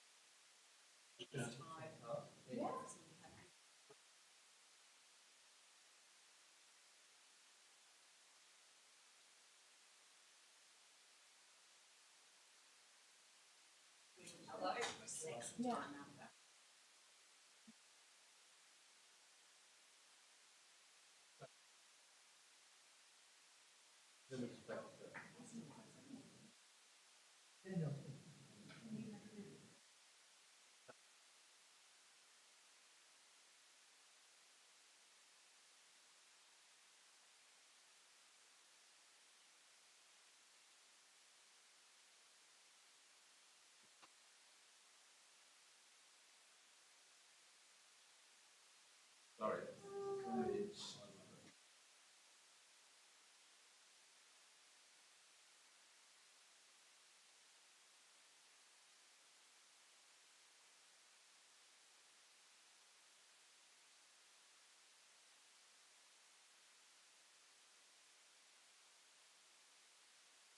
Mine, that's mine.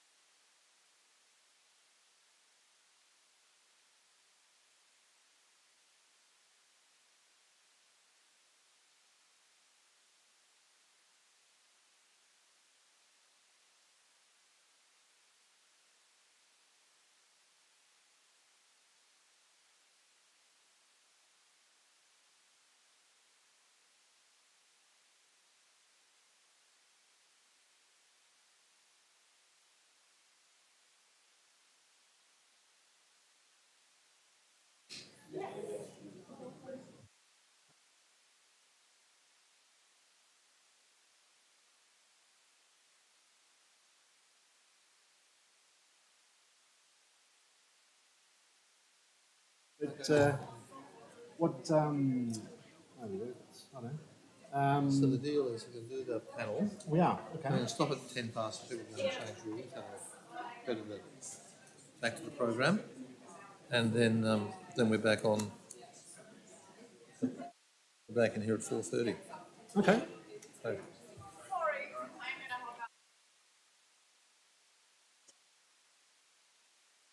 no, I don't think so. So maybe just the next slide.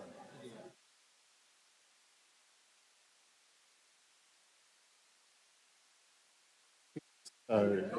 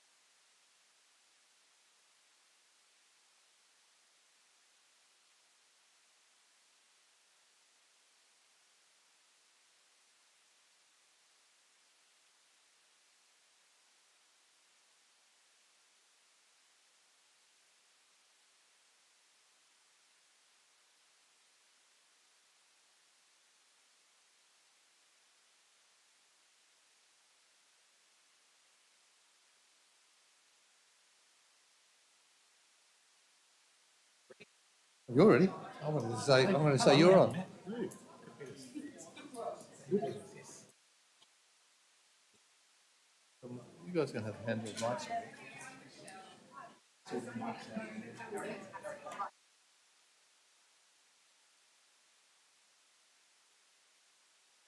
Perfect. You good? All right. Does this one work? You want to start with the panellists sitting, don't you? Yeah, it's on the panel sitting here.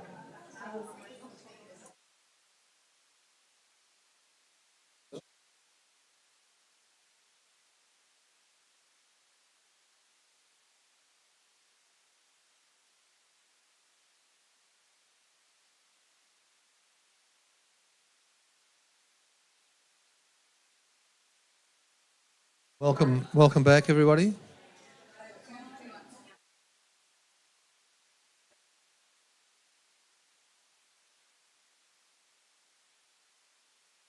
Got speakers. We got things. I'll hand you the microphone in a minute. Welcome, everybody. Let's get settled down. Get started. I hope everybody was able to follow the luncheon instructions, even though we didn't get to give them a second time. So thank you for that and the interruptions. Before we were rudely interrupted, Debbie was giving us a wonderful talk about sex, and I'd hoped there'd be questions and a time for that. Perhaps we can practice tonight about that. But I just want to repeat something she said to me when she came out. She said, "Well, this is a premature evacuation, isn't it?" So thank you. A big round of applause for Debbie, please. I'm going to hand over now to the Commissioner, who's going to introduce this session. And here you go. Thank you, Professor John. So good afternoon, and great to have you come back. We were interrupted slightly, so the mojo and the energy that came from Debbie has been slightly dissipated, but I'm sure there was very interesting conversation over lunch. So this is a short, sharp panel for 20 minutes. I've got slightly longer. Oh, you can ring the bell or whatever it is. And we're going to be talking about health inequities. And we've got an amazing set of people here who I'll just ask to introduce themselves in a moment. But I think what we're really after today is really what's their take, their own take on personal inequity, health inequity. And we'll have a bit of a yarn, and then we'll come back and say, okay, so what should we do when we walk out that door? What are the things that we can take home and do in our neighbourhood, work, wherever we are, online? So I'm going to start at the very end with Harry. Harry, just say hello and who you are.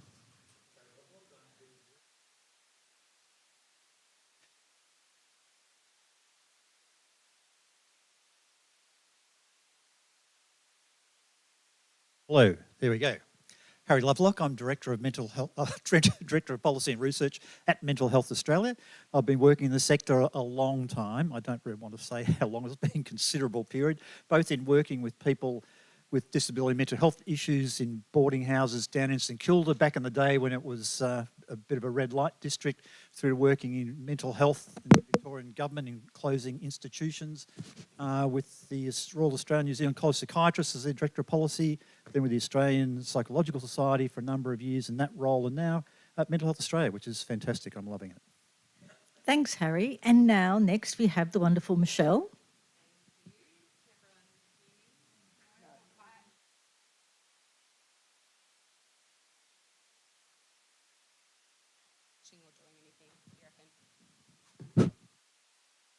How's that? Better? Awesome.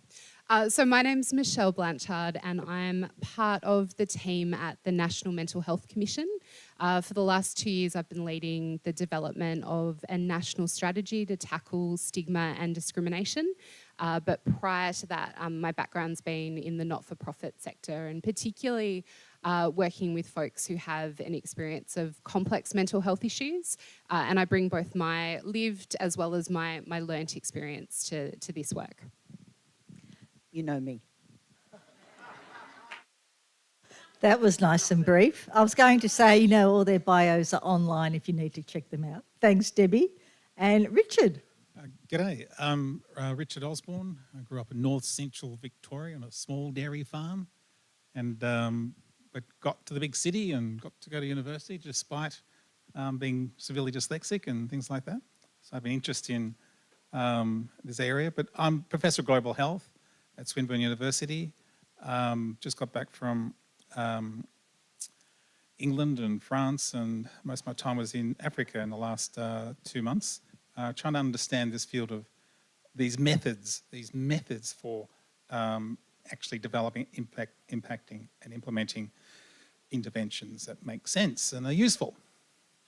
And worked with this lady for some years. Oh, lovely. It's great.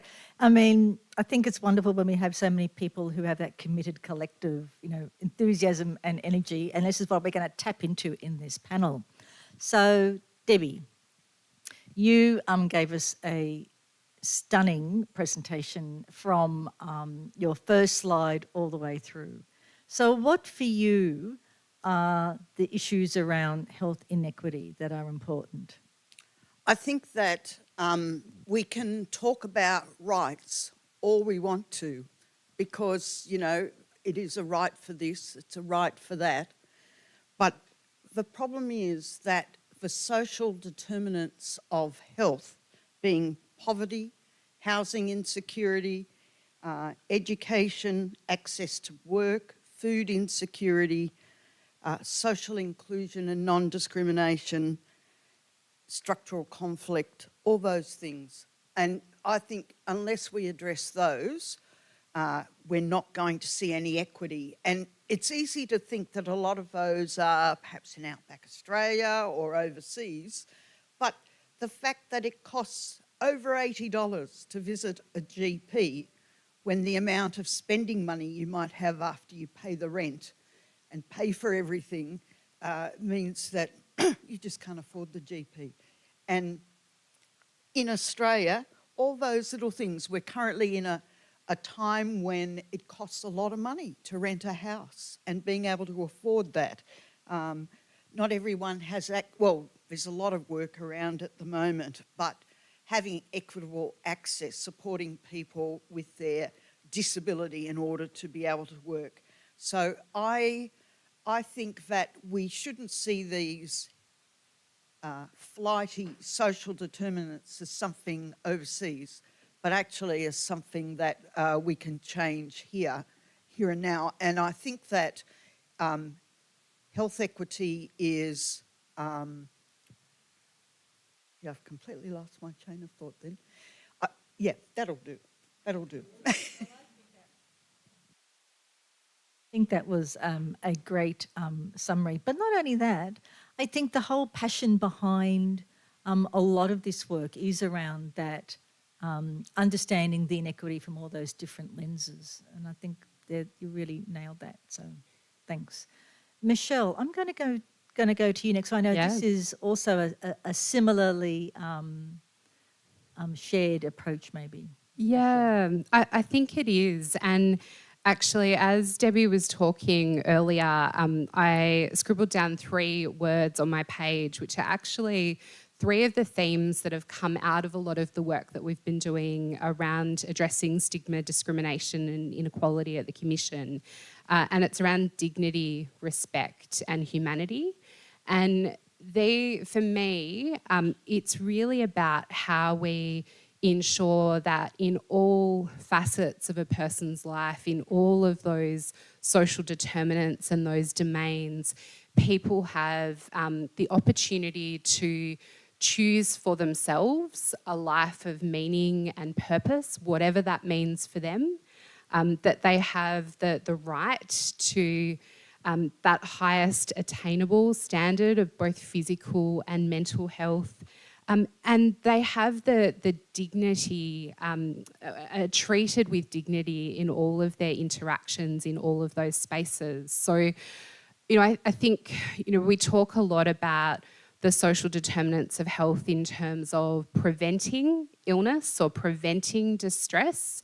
And I think there's also an enormous opportunity for us to focus on how we continue to strengthen those social determinants of health for those of us who have experienced periods of distress in our lives.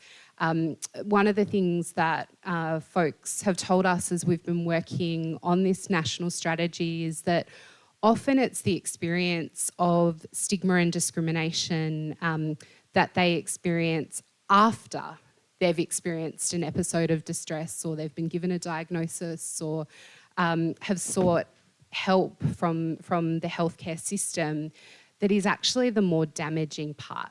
And that's what impacts their ability to access ongoing care for both their physical and mental health, their openness to enter into new romantic or sexual relationships, as Debbie was talking about before, to put themselves forward for jobs and to access educational opportunities that might be out there.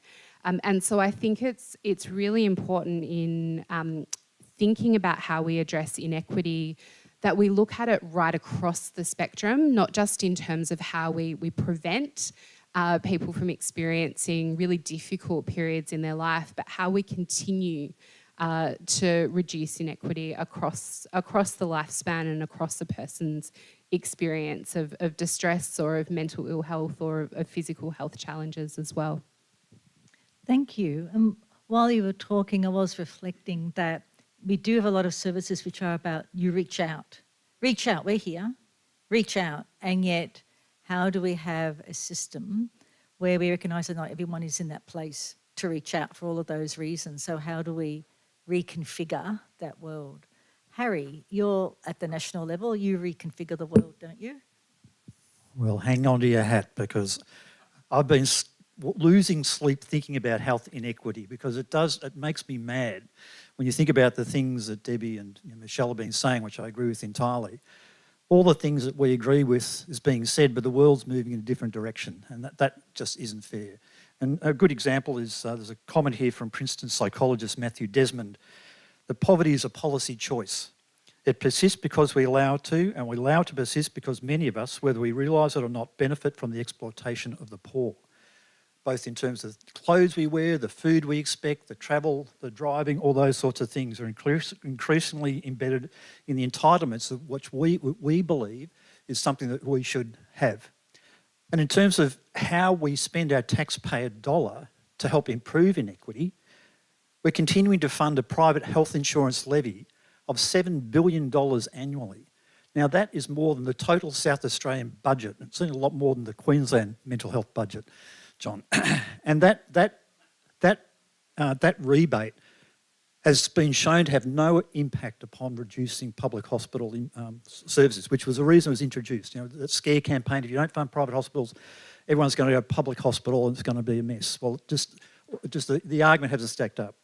Then you've got $80 billion going to support private health, private school sector. It's an enormous amount of money when you look at it. Again, creating ghettoising, features of schooling. And now, instead of FOMO, we've got FOCMO, we've got fear of my child missing out. And increasingly, that's impacting upon public schooling as well, reducing people sending their kids to school and therefore affecting the amount of money going into it. So tax can play a really important part. The child tax offset in America was introduced a number of years ago, has brought 30% of children out of poverty. I mean, that's enormous impact in itself. In Australia, we've just removed the low and middle income tax offset at a point in time when cost is a huge issue for most families. And at the same time, we're introducing tax benefits to the wealthy of billions of dollars again. So to me, none of that is going to help address the issues we're talking about. I could go on, but I defer to my colleagues. Well, there you go. I was going to say yes, well, the panel's not over yet, so, I'm sure. Richard, you have lots of different lenses to bring to this. I've got 4 new talks after hearing these 3 presentations. I'm dyslexic, I can't even count. People are poor because they're poor. They don't have any money. And that's, it sounds like a rhetorical statement, but it's been very well shown in many settings that if you give poor people money, they use it respectfully and they look after themselves in the extreme majority of cases. And yet we choose not to make that happen. But I'm a researcher and I need method. I need to build method and give fellow researchers methods and governments and policies method to build something which is going to actually impact on inequality. That's why I eat and live, I breathe that. What we don't do is see inequity. Most people don't see it. They can't see it. It's too hard to see. It can be not seen because of the way we were brought up, the lenses that we have, the biases that we have. We can't see it. And if we do see it too much, then it's just often too painful. We need better method to see where it is and why it is like that. But we also need to recognise that the ways in which we build and programs to reduce inequity are often not related to how they got there. The solutions can be quite different.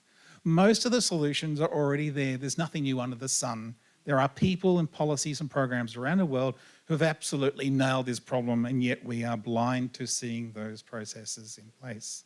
There is so much that we can do that's not being done, the policies we've just heard here. So we really absolutely have to get better at seeing why we have these biases, understand the mechanisms of inequality, and put systematic processes in place to reduce inequality. And it is absolutely doable, but as societies, we choose not to do that. I think that's a really good place to, in one sense, set some of the questions. And I should say also later on, if people have questions for the panel, you're more than welcome. I was just going to kind of take off on that theme, which is really about deep embedded inequity. What part of that, and any of you can answer at any time, we're freewheeling here, but what do you think is that one area that you think could be tackled first, or the one that collectively we should tackle first? And that's really open, because we have gone in this discussion already from the very personal to the very public and systemic. So that's a very broad question, and I am talking to get you guys some thinking time as well. But I do think it's important, because this is why the whole symposium is important, because there are so many different ways that we can tackle. But given all of your strengths and your experiences, what do you think would be that one thing that you would like to see nailed, or at least elevated? So I'm going to go to, yes, Yeah. Michelle, very good. I can jump in, but I think actually one of the challenges is that we try and focus on the one thing that's going to make a difference. And one of the concepts that I've learnt a bit about over the last couple of years, when we've been talking about addressing change in systems, is that we treat things as a technical problem with a technical solution. It's that one thing that's going to make a difference. But actually what we need to do is engage with complexity. And that means that there are lots of things that can be true all at the same time. And there are lots of things that we need to do alongside each other to actually make a difference. If we lean too far in one direction, if we lean too far towards people's physical health, we might be ignoring their emotional well-being and their social well-being. If we focus too much on their emotional well-being and ignore their physical health, we're actually not seeing the whole person. And so I actually think the thing that we need to do is engage more with complexity in thinking about how we solve some of these very, very big systems problems. So it's not going to give us our quick thing that we can fund, but I think it's a really important concept for us to be engaging with. Absolutely, because it's always a long game. We're going to have to get scorecards or something maybe next time. So Harry, your thoughts? Look, I want to build, because obviously what Michelle said is absolutely true. I don't like buying into the one thing, because we don't have to have one thing. There'll be multiple things happening. But for me, part of this goes back to what Debbie was talking about around the closure of institutions, because even though I know the motivation for governments was probably the money from the land, the movement at the time to shut institutions was around the dehumanising effect it had on putting people into congregate care where they're seen as less than human. And in some ways, that's what we've done with the disadvantaged.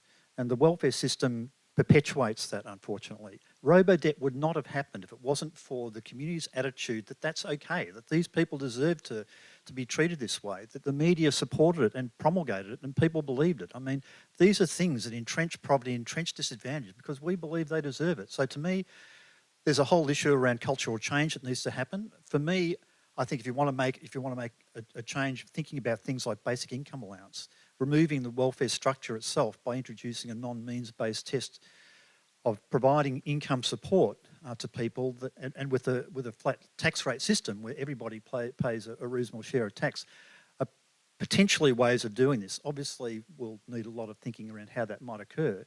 But at the moment, I think the current system is so unbalanced towards a disadvantage, it's very hard to make gains unless there's major change. A great panel of thinkers you are. Debbie, what are your thoughts? I think we need to increase New Start and the pension. Like, how is anyone supposed to live on such little money? And, I think people are actually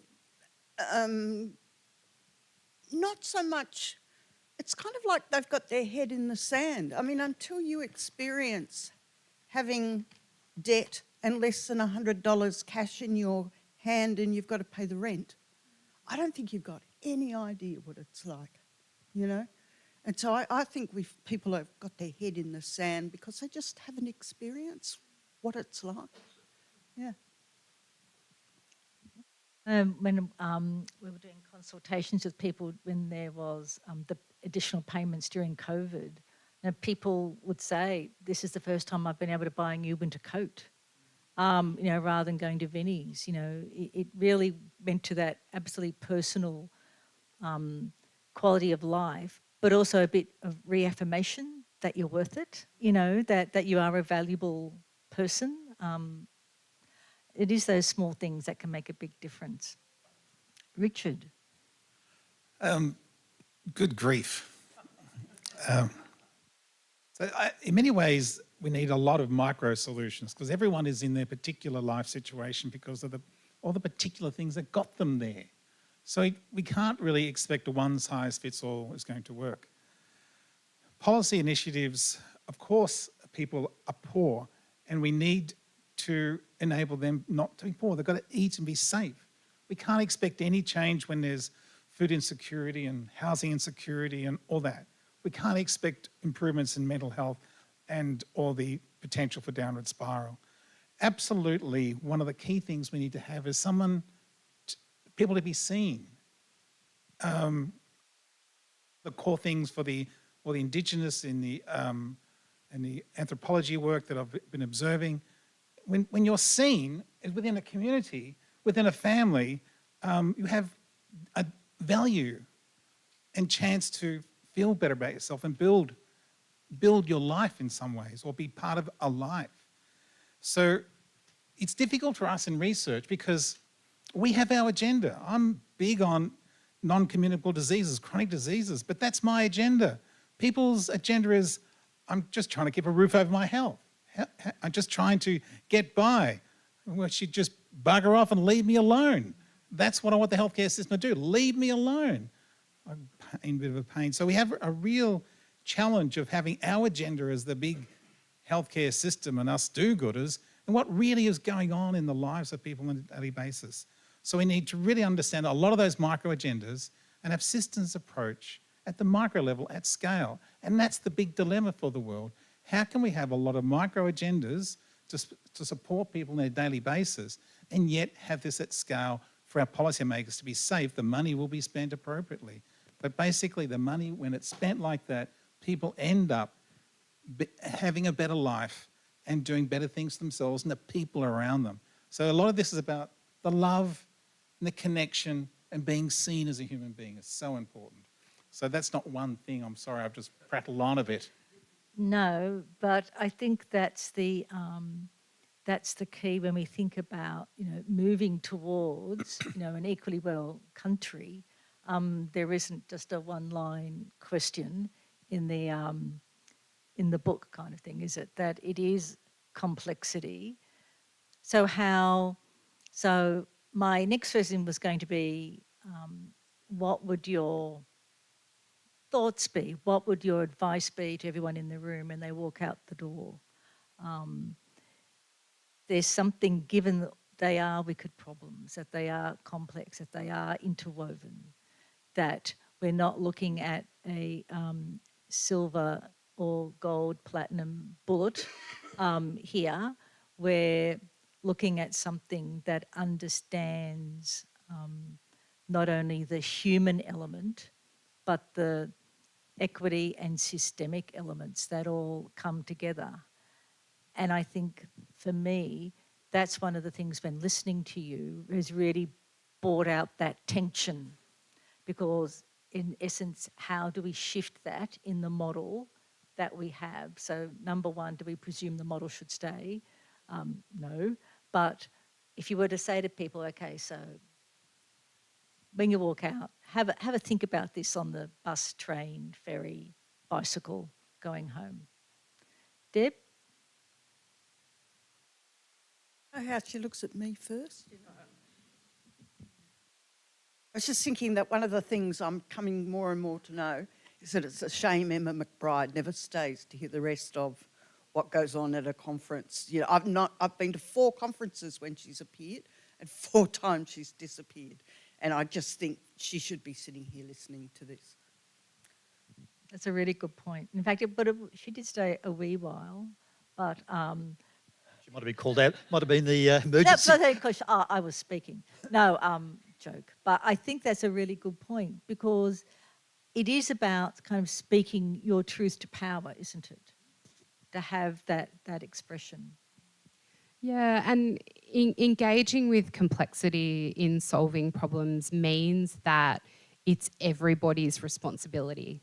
And there's something that each of us can do, whether it's about making decisions in our own lives, about the actions that we take, whether it's about our practice in working with others, or whether it's about putting forward policy solutions or sort of systemic changes that can make a difference. And so, you know, I think that the value of really engaging with folks with lived experience to understand what it is that is going to make the biggest difference, but doing that at scale is going to be incredibly important in solving some of these challenges.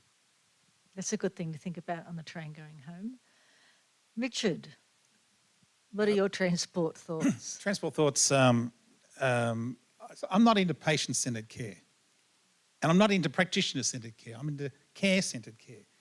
We have our practitioners who have extraordinary knowledge of their communities, of all that works there. And of course, we have the lived experience of people who are being there every day. So we need this deep engagement of both these actors. But if there's one thing I'd like to do, it will solve all the problems. Let's just get gender equity right. Imagine that. If we had gender equity right, all the management, all the way in which thoughts and meetings and things are developed and implemented, if we had that right, wouldn't everything be fine? I think it would be. Voting on that one? Harry. Well, for me, I mean, I had a very similar message to what Michelle was talking about, so she said that, so I'll come up with something else. But equally important is to me, what we're facing is a continual privatisation of health delivery. The Better Access was a huge privatisation of existing publicly provided mental health services that ended up now being under subsidised care. All the growth is in private health, all the mental health beds, growth is in private hospitals. We're seeing the NDIS, as wonderful as it is, it's a privatised system. It's people making money out of people's disadvantage. So to me, we've got to change the message and start saying that private isn't good. It's never been, I mean, I shouldn't say it's not good, not to offend anybody, but it's certainly, in America, privatised health services have shown to be the most expensive and ineffective way to deliver services. Yet we continue to buy into that model through the things that government delivers and supports. And I think we've got to call that out, that there's a greater role for publicly provided mental health services, block-funded mental health services, low cost, targeted at the most at risk, not the most wealthy, and that there's a real role for all of us to be an advocate and provide some change and support for that to happen. Thank you. What a great panel. I really would like to thank each and every one of you for your thoughts, but you're all a bit of rebels and disruptors, I really do believe. Absolutely, it's exactly what we need. And so I really want to thank you. There's a lot to think about going home in your transport this afternoon. So we've run out of time. We can't take some questions, but really these wonderful people, except for Harry, who I know is about to run to get on an aeroplane, will be here for a wee while, so I'm sure you can grab them. But thank you very much. Thank you.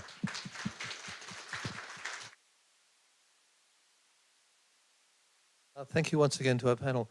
Just to take up a little bit of Debbie's point, I'm told by Russell that all the chairs are taking notes, and we are going to create a conference communique, and that will go to the ministers. So we've made that connection, and I think we've had a good connection with the minister this morning. We've talked about a number of things, and we will get that information out there. So thank you very much. And I apologise that we had to truncate the panel. I thought it was fantastically interesting. A lot of food for thought about what we can do at that level to change. So we're going to go for a very short break, but we're then going to go into the next bit, which is the workshops.